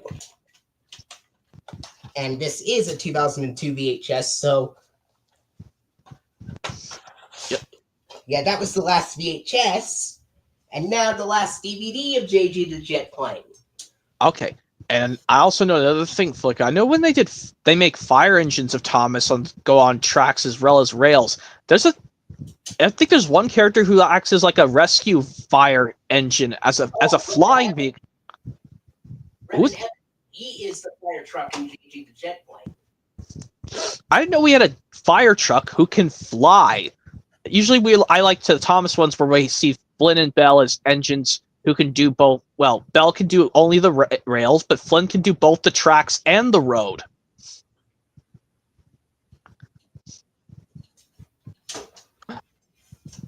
Well, because I know that because it's based off the character Flynn of Thomas is based off in a real-life American fire engine who can use both the railway tracks and as well as the roads. Shit. Sorry. DVD was in its case, and it wasn't opened when it fell. Okay, you should always keep your things shut while you're carrying stuff. But anyway, I saw, and it was an accident, but Supersonic Pals, the last JG the Jet Plane DVD from Columbia TriStar that I have. This one is also from 2002. Just like Adventures in Learning, Learning Life's Little Lessons, and Lessons for All Seasons. And this came out on the same day as Learning Life's Little Lessons did.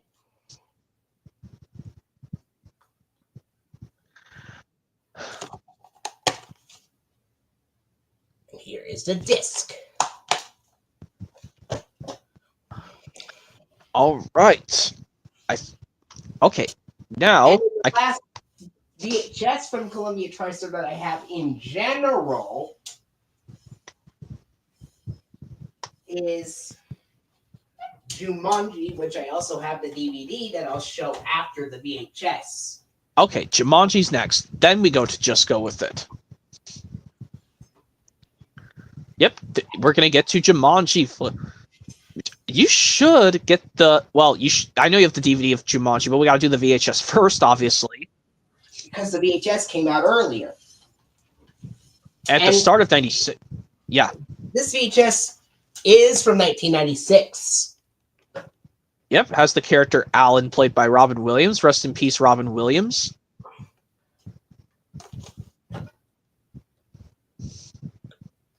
This is the only Columbia TriStar release that I have released before 2000.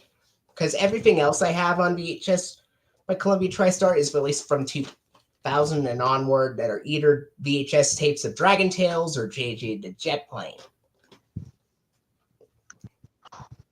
I need to get this VHS back, because like I said, I need to try. Well, I will try the last Jumanji film, The Next Level, with Jack Black.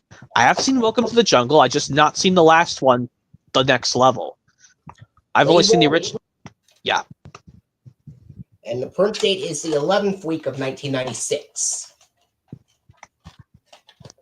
Yes, because this is a late 1995 movie, and this VHS came out at some point in 1996.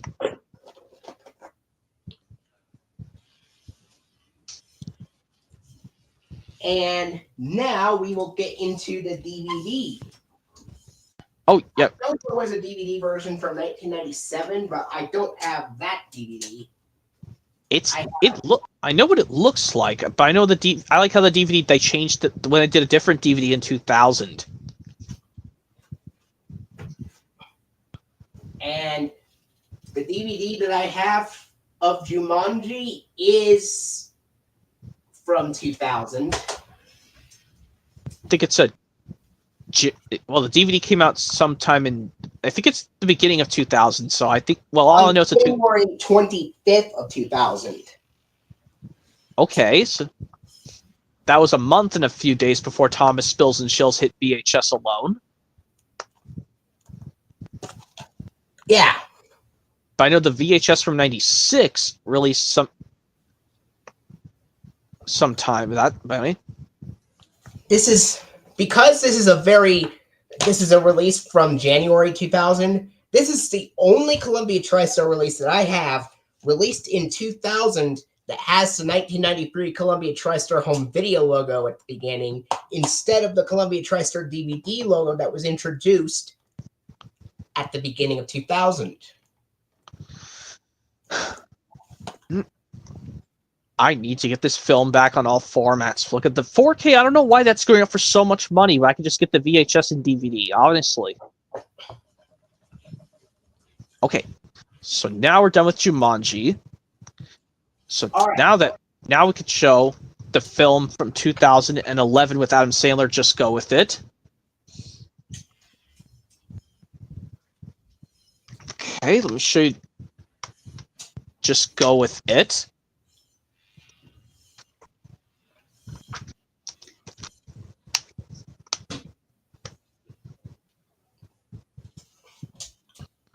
Here it is.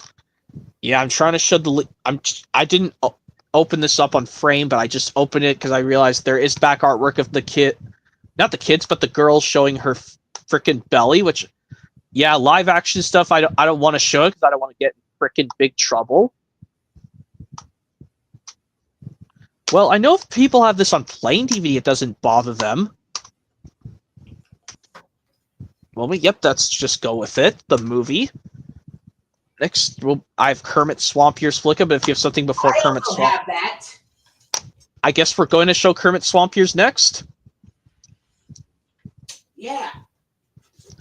Here we are, Kermit Swamp Years, released... Yep, released on DVD back in sometime in 2002. September 3rd of that year.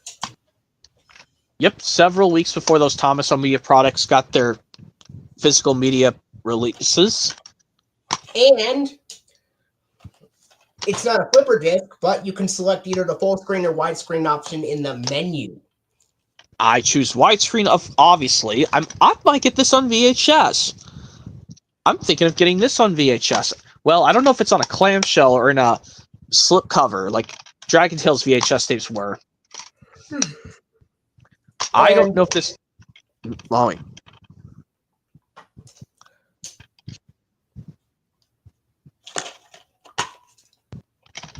Here is the disc over here and the scene index. I put mine paper, showing the paper side with the DV logo first. Wait, that's Kermit Swamp Years. I have and the next title that starts with K as well. Okay, so then I gotta wait till before we get to Madeline. And I also have some L titles. Okay. I also explained some more stuff, like different stuff, because since you got a lot of things before you get to Madeline. All right, here is Kramer versus Kramer. Oh yeah, already so many decades old. This movie. The film is from 1979. They could have put it out on DVD in 1999, but they didn't put it out on DVD until 2001. But at least with My Best Friend's Wedding, they put it in late 1997 on VHS and DVD. And there's one scene in this film that would later be parodied in an episode of Family Guy. And that's the one where he sneakily tries to get the ice cream, even after his dad tells him not to. You put that ice cream in your mouth, and you are in very, very, very big trouble. Don't you dare go anywhere beyond that. Put it down right now. I'm not going to say it again. I am not going to say it again. I am not. Yeah. I hate you back, you little shit. Sorry, I apologize for swearing. Yeah, but that's a line from the film. Like, I know, but and he's like, "Well, I'm all you got." Different from Family Guy, Mother Tuckers. Well, I'm the best you've got. Which I'm surprised this movie came 20 years before Family Guy first aired. Well, this movie also came 10 years before The Simpsons also came out. I don't think they did a version of this in The Simpsons, the ice cream fight portion. I don't think they did the Simpsons version at all. Yeah, they never did one in SpongeBob either. I know, but anyway. If they did one right now, I would have maybe Squidward be the one who's like, "Patrick, if you put that ice cream in your mouth, you are going to be in really big trouble. I am not going to say it again." Squidward, I want my mommy. Well, I am all you got. And SpongeBob go, "Patrick, why are you crying?" Squidward wouldn't let me eat my ice cream. Well, you should have learned to just eat his food first. Oh yeah, there's Kramer versus Kramer. This definitely got a Blu-ray release. I keep forgetting to see if these movies got Blu-ray releases or not. Yeah. I know this definitely got a Blu-ray release, so I'll try it out. Well, even though the DVD version, because I know the VHS, I gotta let it sit through. Well, the VHS might have came up before the DVD counterpart. The the VHS and DVD might have came out separately.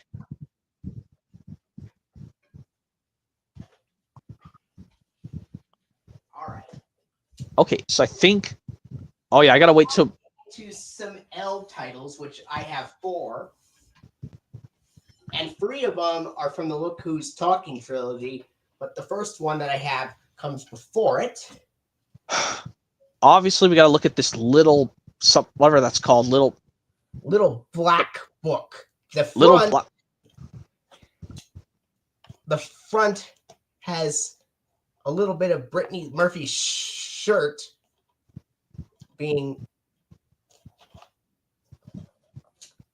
a little bit of her chest being shown. Well, at least it's covering up her belly stomach. I'm okay with that. I'm talking about like when it shows their stomachs portions of their body. With real life people, I can get used to it in cartoons, but in live action stuff, I gotta cover it.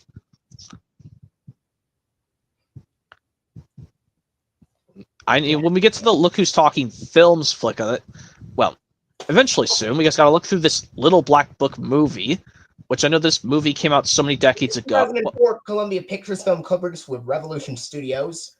And this is a very early 2005 release, and one of the only 2 that I have released in 2005 that has the Columbia TriStar Home Entertainment logo on the packaging instead of the Sony Pictures Home Entertainment logo.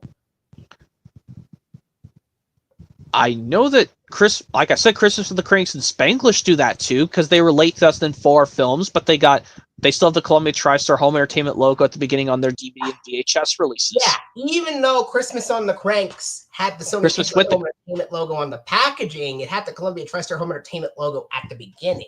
But for Little Black Book, it has the Columbia TriStar Home Entertainment logo both on the packaging and at the beginning. I might have to try this movie, Little Black Book. There was a movie I saw at my work flick, but I didn't get it. It's called My Girl with Macaulay Culkin and Jamie Lee Curtis. I forgot to get that DVD, but that's okay. At least I know it's simply called My Girl with Macaulay Culkin, who played Kevin in Home Alone, and Jamie Lee Curtis. All right. The next DVD that I have is we gotta show all. Is a very early DVD and the first one of the Look Who's Talking trilogy. And yeah, hopefully we could get through these really quickly. Well, we know what they are. Look Who's Talking. The first one simply Look Who's Talking. I could just get these on all 3 of these on DVD together. Yeah, and this is a 1998 DVD.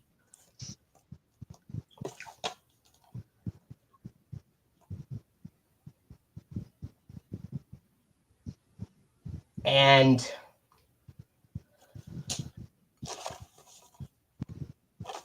John Travolta and Kirstie Alley are in all 3 of those films. Here's the disc currently on the widescreen side.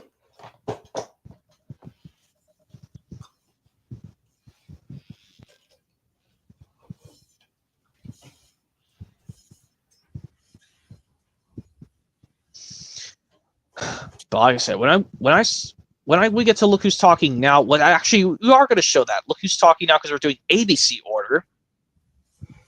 Yeah. But if we had the trilogy, we could just show them all together, all at once. Which, yeah, I think I've noticed that when I was showing the Dragon Tales Experience New Things, they did put this on trilogy on DVD. There it is. Look now. This is the 3rd film, but this is the 2nd one shown for ABC order. I think this one I'll just watch out of all the Look Who's Talking films. This one. I forgot to tell you, the little child here cries at the very beginning of the film. In the Look Who's Talking now? Yes. Oh, God. Even before this, after he gets hurt. Even like I have to watch the logo disappear after a few minutes. This is what the logo disappears. That's when that happens. The similar thing with that stupid Meet the Parents 2 film by Universal. Like first, 3 or so minutes. But even though I like films with talking dogs, but at least like it's the child, like he's like a specific, the children might be in school, I think, for this one. Index and disc here. Well, this one I said, like, I think that this one, their kids might be in school, the parents' kids. I think. That's why I like when some families have kids in their family, but they're in school. I like those the best. And the DVD is only shown in, the film is presented only in full screen for the DVD of Look Who's Talking Now.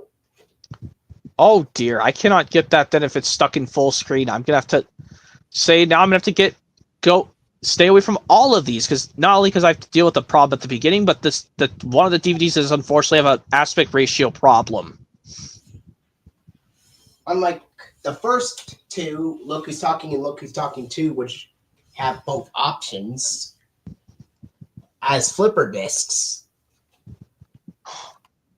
Yeah, second one, Look Who's Talking 2. Even though they didn't spell the word 2 correctly, they should have spelled it TWO.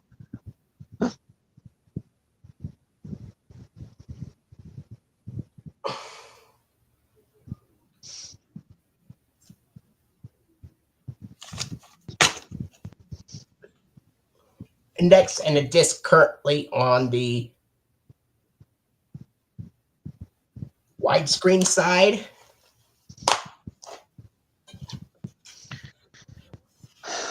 And now you can show off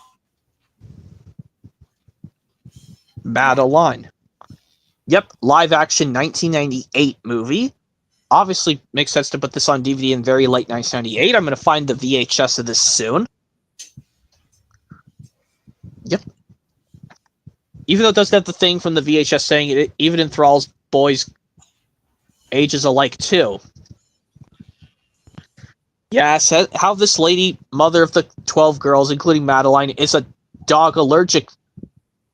Well, as a pet, whatever that allergy is, because she's allergic to dogs. Wait.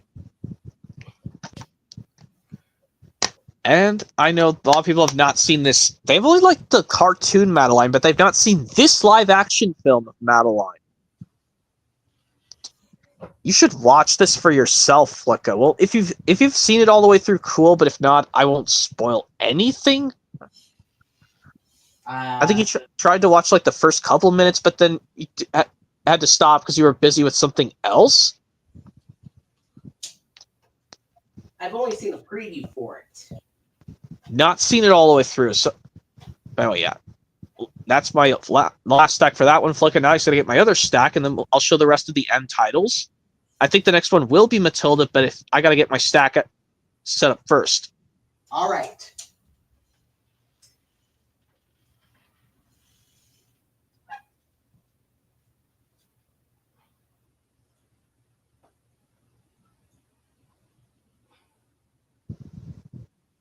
Okay. Well, that was quick because I just need to grab my stack. Yep, here's my. If Matilda is next. It is. Okay, that's the DVD counterpart you're showing. I think there's a DVD version that did have the film in widescreen. That reprint, unfortunately, is in full screen, like the VHS from '96. You're right. It is. Isn't there might be a DVD from '97 where you can choose widescreen or full screen though? And I have the four. That DVD of Annie was also only in full screen. The 2000 2000 something DVD of 2004 DVD of Annie. Yeah, but and this that Matilda DVD is doing the same. But I know their DVD counterparts from the 90s have the option where you can do your widescreen or full screen. But this is a 2005 reprint of the 2004 DVD because the Sony Pictures Home Entertainment logo was shown on the back cover, but the Columbia TriStar Home Entertainment logo was shown on the disc, and it opens with the Columbia TriStar Home Entertainment logo. Okay. That's Matilda. Well, I need to get the VHS backlog because I like the cool yellow clamshell VHS for they did for Matilda. I should have kept it. Silly goose me. All right. What's the next title yet? Of course, Mr. Deeds. We will show that right after Monty Python and the Holy Grail. Okay, Mr. M.R., Mr. Deeds, Monty Python's M.O. All right.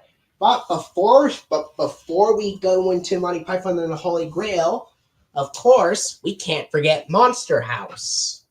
Yep, with the red bar flight screen. Made by Image Movers, who also made The Polar Express, which was a Warner Brothers Pictures film, and Amblin Entertainment, who also made Gremlins and The Goonies, and E.T., I believe.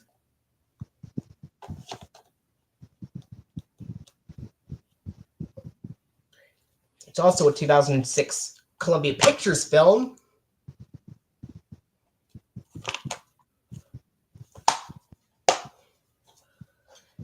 I know some films from Castle Rock Entertainment were made by Columbia Pictures, and Columbia TriStar Home Video originally put them out, but then Warner Home Video then put them out later. Well, that was the case with Shawshank Redemption because I had a VHS of the Shawshank Redemption, which was by Sony technically, but then Warner Brothers re-released it. Okay. Now we go to the Monty Python's and the Holy Grail thing. Oh. Our DVD release. I have 2 copies, and the reason why is because one of the discs have different artwork depending on the copies. Wait, seriously? You have 2 different copies of this? Because one of them has different artwork on the disc art. I don't know why you have 2 of these, but okay. All right. The first one is the one that I've gotten. Was the copy that I've gotten first. This was the first copy that I got. And it is a 1974. Should be 74. If that was the case, they could have released it on Blu-ray for the 50th anniversary. It's in widescreen. Yeah. Now, here is disc 1 of the disc 1, which is the original disc in this one. Disc 2 also has its original disc. Okay. Sorry about that. I think I heard something in the background flicker, but my door's shut, so I don't think I can hear it. I think I just heard some noises in the background of my house. And but my anyway. other copy, if you look, has different artwork on disc 1. With the Sony Pictures Home Entertainment logo on disc 1 right here. What? Living frick, I didn't notice that, but anyway. And disc 2 has the original 2001 special features disc, but in comparison, this one right here has the original 2001 disc for disc 1 inside with the Columbia TriStar Home Entertainment logo intact in the disc art. And that's what's different about them. And weirdly, the Columbia Pictures logo is shown on the artwork for the reprint of disc 1, even though it's not shown at all. That's something new to bring up.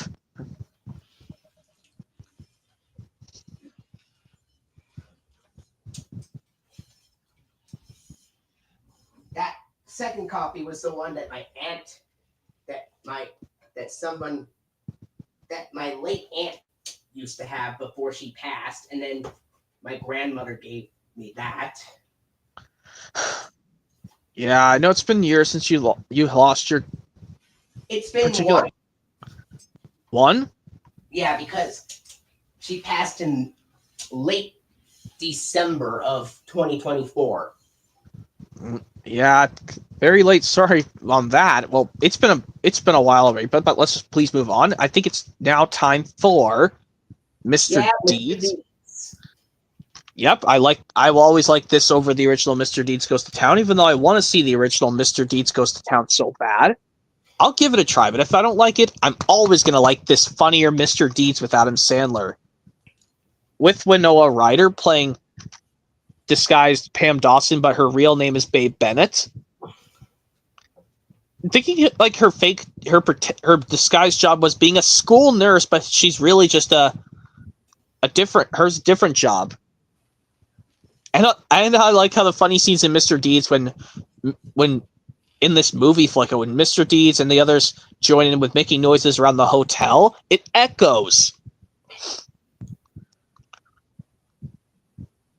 All right. Even though yes, I hate Little Einsteins now, it's kind of like how this one scene in the very last episode of season 1 of Little Einsteins, where one of the kids calls out to their friend, their voice echoes.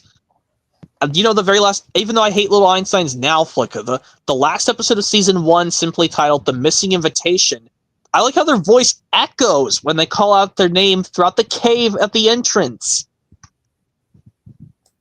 Or the similar thing what about in security engines when their voices echo and the Spelter's shed, yeah. One instance is like in this one scene where the narrator says, Duck wanted to pay Thomas back for all his teasing. Please, sir, he said. I'm sure Thomas wouldn't mind staying. Yeah.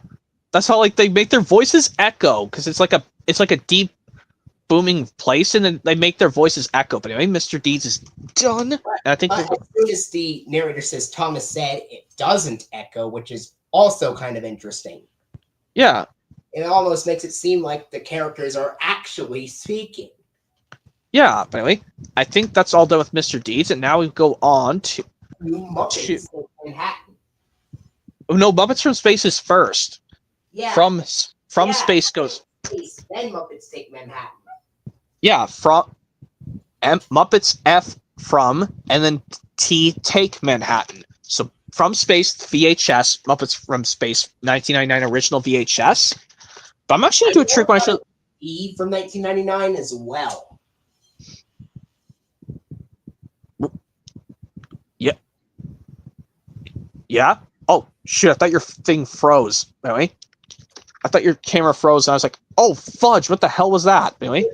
It didn't freeze at all. Okay, anyway, yeah. I know there's a 2005 DVD reprint of this, Flickum, but I know you can also get the Blu-ray pack of this Muppets from Space, which looks identical to the VHS. But I'm also doing a trick to take the original 1999 DVD of Muppets from Space and put it into this combo pack. Because, see these discs have different artwork despite I wanted to make the formats even for myself. Here's the Blu-ray counterpart of Muppets from Space, which came 12 years after the VHS and DVD release.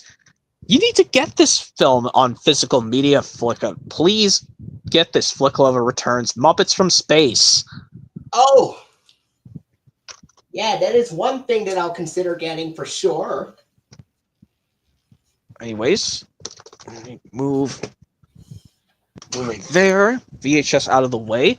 And next is, well, we gotta show Muppets Take Manhattan. Then it's time for the New Adventures of Pippi Longstocking. Yeah.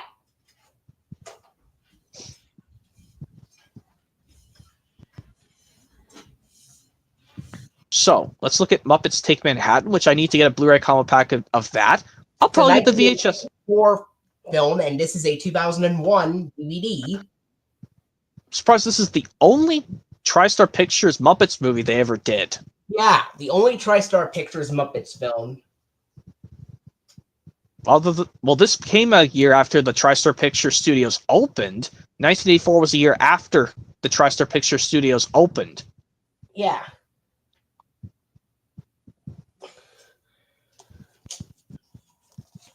And this is the only Muppets film that I have from Sony Pictures that has Jim Henson voice Kermit the Frog. Yep, 6 years before Jim Henson's death or his passing away. I did recently watch the Jim Henson documentary at the very end of 2024 as well on Disney Oh. Plus. Oh, that's cool. I never watched that. I need to give that a try. I'll try it one of these days. Yes, all the Sesame Street Muppets make a cameo in the wedding scene at the end of this movie. Yeah, that's the disc right there.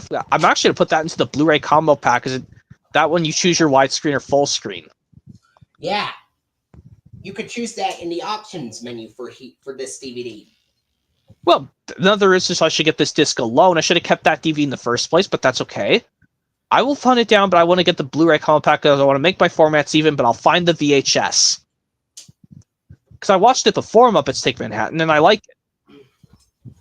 So, okay.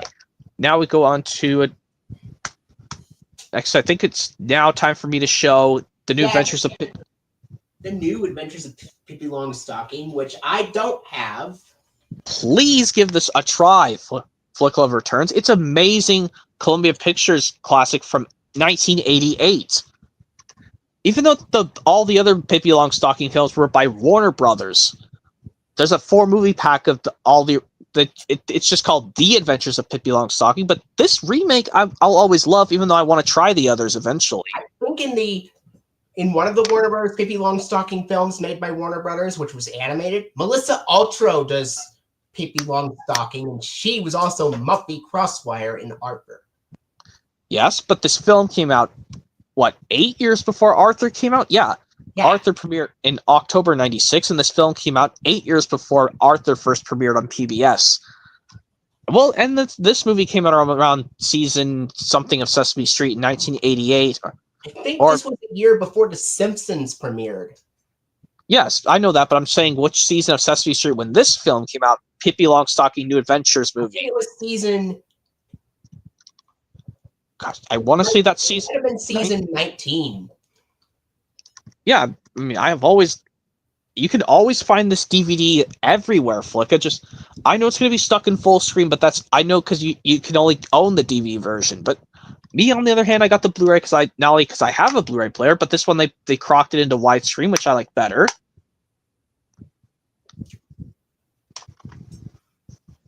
Now here's the other guys, but if you need something to show first, that's fine. I don't, so I can show the other guys with both Will Ferrell and Mark Wahlberg. You'll like this film too. It's also got Samuel L. Jackson, who was in The Incredibles. There's the other guys. That's a fun film. I recommend that. And here's Paul Blart Mall Cop 1 and 2. But if you don't have, if you have something else to show, I'll hold off on those. But if you want me to show them, that's fine. Well, let me just show them. Paul Blart Mall Cop. There's the first one, and then here's Paul Blart Mall Cop 2. I have something showing after this, I think. After the Paul Blart Mall Cop films? Yeah. So if it goes before Pixels, that means Pixels will have to hold on a sec. Yeah, but that's the only one that I have that comes before Pixels. Okay, well, luckily we're getting semi-close. We're nearly getting close. Yeah.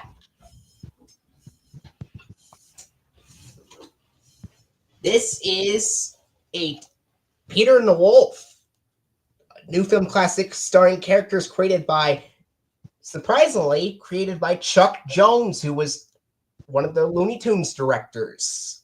Even though this is not from Warner Brothers, this was released by Columbia TriStar Home Entertainment, but Chuck Jones animated this. Yeah, I think the Chuck Jones director, may he rest in peace, though. Yes, he passed in 2002. I'm surprised, but it's still directed by him, though, despite he passed away in 2002. That's at the because age. the film. That's because it was from 1995. Okay, well the DVD. Okay, so this film came out originally before Chuck Jones passed away in some portion of 2002, and of course, yes, the cause for Chuck Jones's death was Heart failure, like George so. Carlin. But I think Chuck Jones was either before 71 years old or he was over 71. He was in. I think he was in his 90s. Okay, so he got over 70. He was in the 90s age range when he passed away in 2002. Really? He Yeah, was I the know. one that created Roadrunner and Wile E. Coyote in Looney Tunes.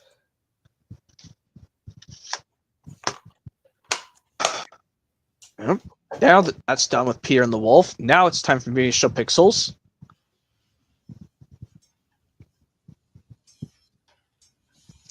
Okay, now I think I can show Pixels now. Yeah.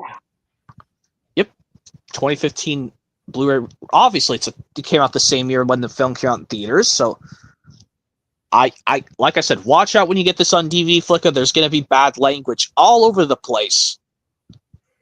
Especially like this one scene in the government meeting, this elderly guy says a swear word.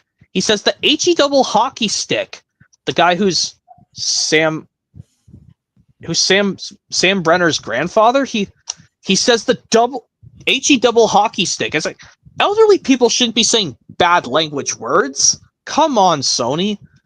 You know better than that. Just making elderly people say swear words.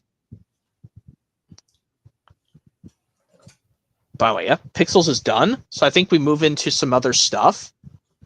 I don't think we have any Q or R titles. You could show off the Seinfeld one next. Okay, luckily this is early. Here's Seinfeld, the complete series. This has the art style from the seasons volume sets technically, but I just display it on my box. The box is displayed like this on my shelf. This picture is used on the season 1 and 2 box set. This is used on this picture was either used on the season 3, 4, or 5 set, and I know this one was used on season 9 set. But I got the complete series because I wanted to have everything complete series. Yeah. But I know this film is all no. Well, this series is already a 35-year-old sitcom. I gave my parents a Seinfeld set of each season separately because if I got the full series, they would be in the sleeves and the disc would get easily scratched. Well, luckily, my discs, I keep them in these paper things. I keep them in these little tissue things to get them from getting scratched ever again. I mean, if you like the individual seasons of the Seinfeld ones, as much as, like I said, with the Flintstones, which I'm trying to get the Flintstones complete series on the DVD, but it's not like in paper sleeves. Yeah, this is actually a TV show made by Castle Rock Entertainment and made by Columbia TriStar Television. And this was actually put out by Columbia TriStar Home Entertainment, not Warner Home Video. Yeah, and this is a strange copyright. It's supposed to say 2013, but wait a minute. 2113? I don't think anyone would be alive in that year. In the future, I would probably be dead in that year, too. I would probably already be gone by that point. 2113? 2113? It says 2113, but I think they mistakenly were supposed to say 2013. They made a typo during the... Because come on, 2113 in the future, I would already be gone by that point, maybe. Because like I said, not every human being can survive to be 100 years old. Anyway, here's the Seinfeld series set. I might as well just put it here, because it's a large set. And next would be Spider-Man, but if we have stuff before Spider-Man, we'll quickly show that off. I know you said you didn't like the Smurfs. Yeah, hopefully this one, I know Smurfs is coming up, but I know I'll have to turn my camera off, but I'll still talk. Yeah, it's coming up, so camera needs to go off, but I'm still speaking. Yeah, enough of that, Flicka, because I know they made a cartoon of the Smurfs, but these are the live action films of Smurfs. I think the cartoon is made by a different company, but the movies are by Sony.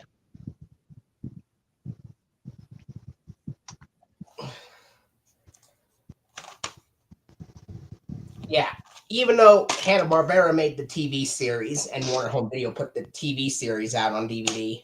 Oh, so this, I mean, this cartoon is Hanna-Barbera, like Flintstones and the Jetsons were.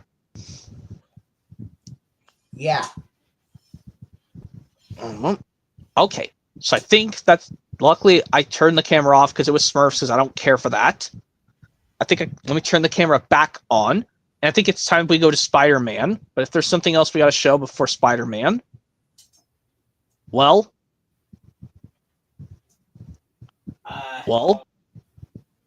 I don't have anything before Spider-Man, and I actually do have one more VHS from Columbia TriStar to show off. And I thought Jumanji was the last one, but I have one more. But you said something about Spider-Man. There it is, the 2000. I could see that right there. The 2002, late 2002 VHS of the first Spider-Man from 2002 with Tobey Maguire. Yeah, there it is. Spider-Man, the live-action Marvel film, Sony Pictures movie from 2002. And I have the trilogy in the 4K set. Jeremy Barton, I think he may like the animated Smurfs better than the live-action one. Wait, you're saying that to Jeremy Barton to say that to me? Yeah. Even though I don't... Wait. I don't think that was... I don't know if that was appropriate to say, but okay. But of course I could be wrong. Do you like the animated Smurfs, or do you not like the Smurfs at all? All in general, don't care for Smurfs that much.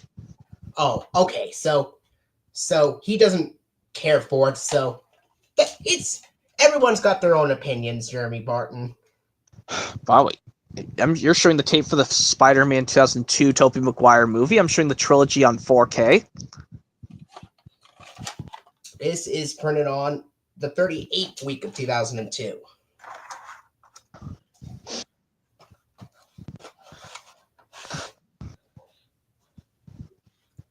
Okay, now I'll show the other two Spider-Man films on 4K that were part of the Tom Holland era. But in ABC order, I got to show Far From Home first.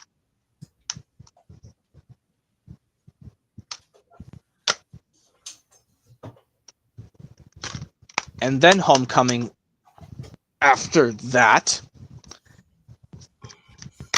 And after this flick, I did remember to bring Stand By Me. Oh yeah, Spider-Man Homecoming is right here. I'm surprised you have the third one on DVD by itself, but you don't have the trilogy on DVD. Yeah, and it's a 2007 DVD. It's one disc 2007 DVD of Spider-Man 3. Made by Columbia Pictures. And plus Marvel, of course. I've seen all three.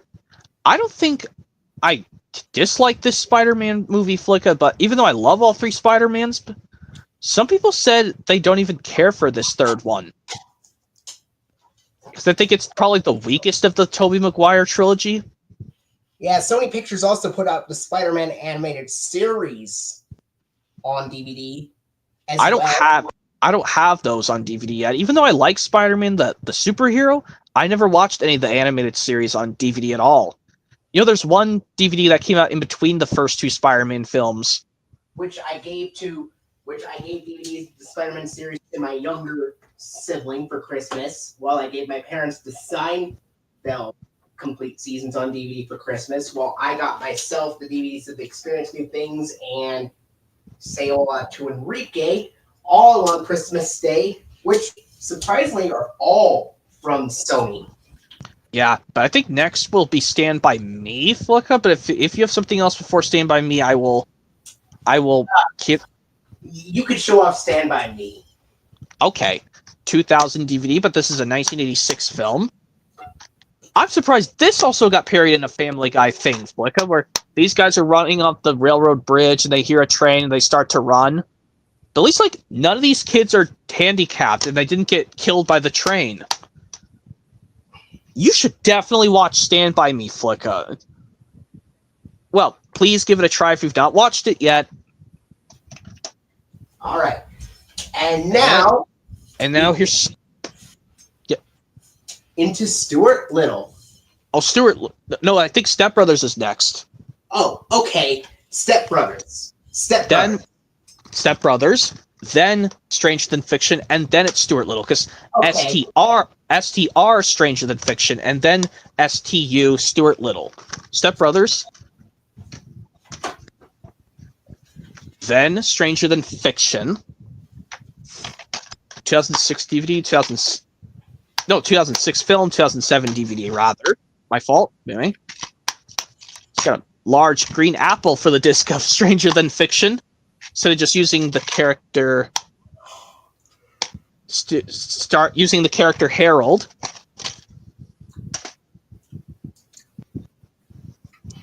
And Zookeeper's last, so I'm going to leave that for last.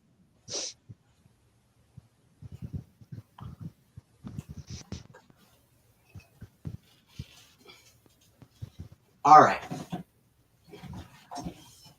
I have a couple. Look, oh yeah, Stuart Little, we got to now do, or if you have something with. I had Stuart Little next. Yeah, yours is going to be that full screen DVD from 2000, but there's also a 2002 deluxe edition DVD, which I'm never getting. I think there's also a widescreen DVD from 2000 as well. Maybe I could use that to replace the disc, because I don't know why they put them. Even though I could have do something so cool, Flicka, but even though, well, let's just look at this DVD of Stuart Little, which I know that's full screen because it's the blue bar. And this was released in 2000 on DVD and was released in theaters in December of 1999. Yep.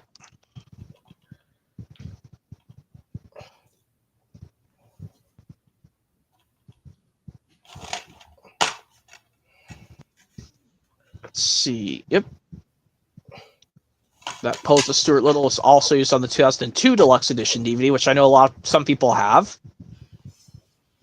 Yeah, but this is the original 2000 DVD. Yeah, luckily it wasn't the 2002 disc inside there. That would have been not good. Next is Thomas and the Magic Railroad. You don't have Stuart Little 2? Huh? No, I don't have that. And I don't have Stuart Little 3. Well, get Stuart Little 2, but please don't go near Stuart Little 3 because it's horrible. By the way, here's I've tossed it. Bad. The animation is horrible. Why can't they just do it live action style like the first two? Sony. Here's Toss Magic Railroad VHS first. Yep, and I'll be weird. Yes, Sodor is mistakenly misspelled with an A instead of an O. And here's my DVD, which I did show way at the start just to compare it to something, to talk about the episode about something similar to the episode Hello Miss Tips with the Dragon Tales Experience New Things DVD. Well, I think still on the, which I just compared these two. I guess we'll just do it again. Where, yes, Miss Tips is like the Mr. Conductor substitute, and Sir Topham Hatt is the main Quetzal of the teacher. Yeah, because I said I watched Magic Road. I've watched this DVD to death of Magic Road, Flicka, but I've watched the Blu-ray a couple times. Well, in general, I watched Magic Road to death. Mine is the booklet, yours doesn't. And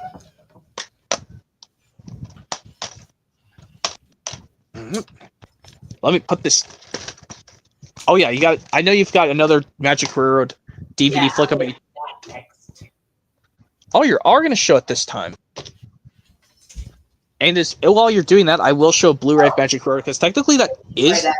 I have a double feature set of that with Elmo and Grouchland. Well, I'll just hold the Blu-ray of Magic Railroad because you're showing the double feature. I'll just hold the Blu-ray of Magic Railroad. It's got Elmo and Grouchland and Thomas and the Magic Railroad on here. The disc for Elmo and Grouchland is missing, but Thomas and the Magic Railroad disc is intact. But that's okay, because I do have The Adventures of Elmo and Grouchland on DVD separately that does have the disc inside. Well, you could just get a replacement disc for that off eBay. But anyway, yep, here's my back cover of the Blu-ray of Magic Railroad.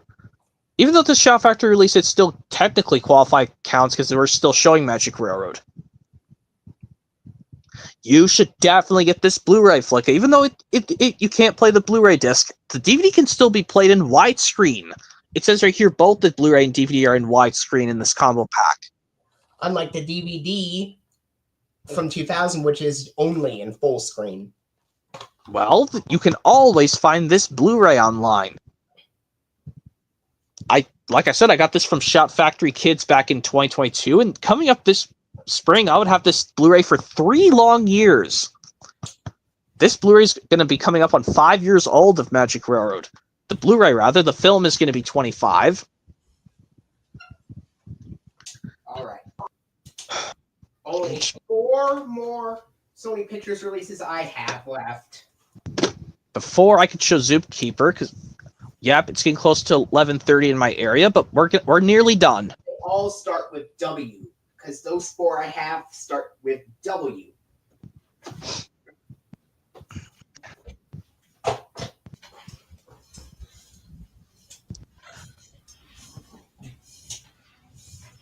The next one is The Wind in the Willows. Yep. Oh yeah, The Wind in the Willows. That's a cartoon version, not the stop motion version. Yeah, it's the cartoon version. I don't know who honestly did the stop motion version, but this is the cartoon one by Columbia Pictures. Or Sony, I should say. It's not from Columbia Pictures, it's actually made by MGP. MGP. Time, but Columbia TriStar Home Entertainment put this out. I think this exists via February 1st, 2005. Yeah. And this is another 2005 release I have with the Columbia TriStar Home Entertainment logo both on the packaging and at the beginning. It's rare for 2005 releases to ever contain the Columbia TriStar Home Entertainment logo on the packaging, but I'm glad I have this. Excuse me, by the way. Yeah, this DVD is coming up on 20 years old, the DVD release. Yeah, this Saturday it's going to be turning 20. This upcoming Saturday after this one, the next Saturday after this one, it's going to be turning 20. Yeah, I should say next Saturday to be exact. About a week a week from tomorrow, I should say. Yeah. Yep, a week from tomorrow. Anyways, and the last 3 are Webulous World of Dr. Seuss releases. Get through those fast, then I can finally round this off with Zookeeper, which was a show that aired on Nickelodeon, but was put out by Columbia TriStar Home Entertainment, just like Maggie and the Ferocious Beast. I know you like the original Dr. Seuss, not this puppeteered version of Dr. Seuss, the Muppetized version. But I mean, I know I brought up in the CD collection stream. You might like the Playhouse Disney show Johnny and the Sprites, Flicka. I have not seen Johnny and the Sprites. I think you might like it, where they do the opening song with Johnny, and they also sing a song called Heads Up. It's a 2005 DVD. Disc. I doubt that the show. This is Muppeteer stuff. I guess I'll just explain more about it. Yeah. I don't know if Johnny and the Sprites got a complete series on DVD. I wish that show got a complete series. All right.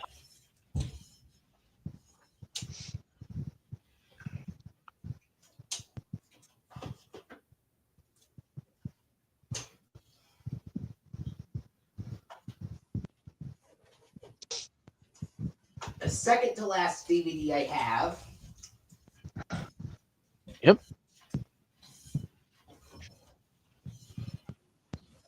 is the Webbiest World of Dr. Seuss: The Cat's Adventures. I used to have a 2003 DVD release of The Cat's Playhouse, but I don't have it anymore. Yeah. I know I'm probably not going to like this Muppets version of Dr. Seuss either. I know you like the I think you like the cartoon. It's like a Sesame Street ripoff of Dr. Seuss, if you know what I mean. But even though I don't mind in Sesame Street, they use some live actors in the segments too. But Sesame Street, I'd always like over this. I'm probably just not even going to get any of these things on DVD of Webbiest World of Dr. Seuss because I really just like the cartoon series the best. Yeah, animated Dr. Seuss is always better. And that was The Cat's Adventures, and then the very last one that I have on your side, because the last thing I'm ending off with is Zookeeper, obviously.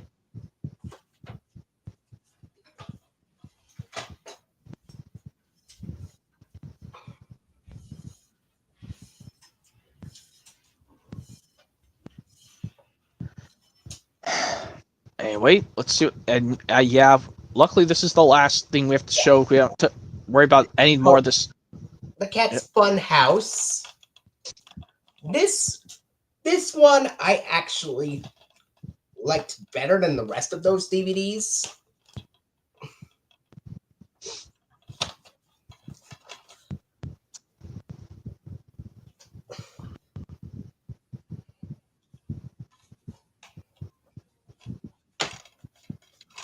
Right.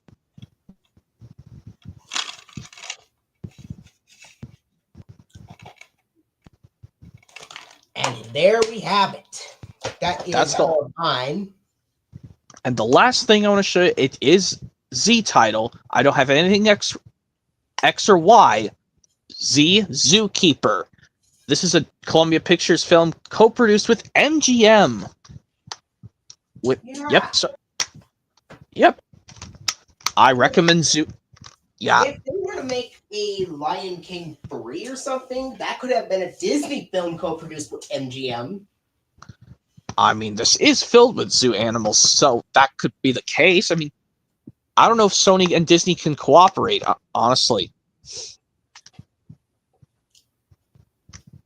Some people don't like Zookeeper. I like Zookeeper. It's so funny. I particularly like this scene in where the character Griffin, played by Kevin James, is talking to a gorilla in the restaurant TGI Fridays. Flicka, I don't know if you heard of the restaurant. Flicka Lover Returns. TGI Fridays. It's a really yummy restaurant. You should try it for yourself if you've not been to it before. But if you tried the restaurant TGI Fridays, or I just simply call it Fridays for short, it's an amazing restaurant. You'll love it. There is no TGI Fridays in the state that I'm at. Just like how my uncle says in the same state that you're in, there's no White Castle where he lives, so he has to come to my state if he wants to eat White Castle. But anyway, Zookeeper, I recommend this movie. And as to say that, we're done. Yes, we are done with the Sony Pictures Home Media Collection. Not sure what next week's stream will be on next. We talked about this. Universal was going to be the next one we planned. Okay, we can do Universal ones. That I guess I'll be prepared for that since I do have some new stuff to show. Anyway, and hopefully, I'm going to be prepared for that, Flicka, so I'm going to go ahead and leave. Thanks for having me on this stream tonight for Sony Pictures Movies. I'll see you next week on the 31st for Universal Home Media Collection stream. All right. Yep. See ya. Thanks for having me on once again. All right. You're welcome. And in the meantime, make sure to like, subscribe, and turn on notifications so you don't miss any video or stream coming up soon. I will see you guys later.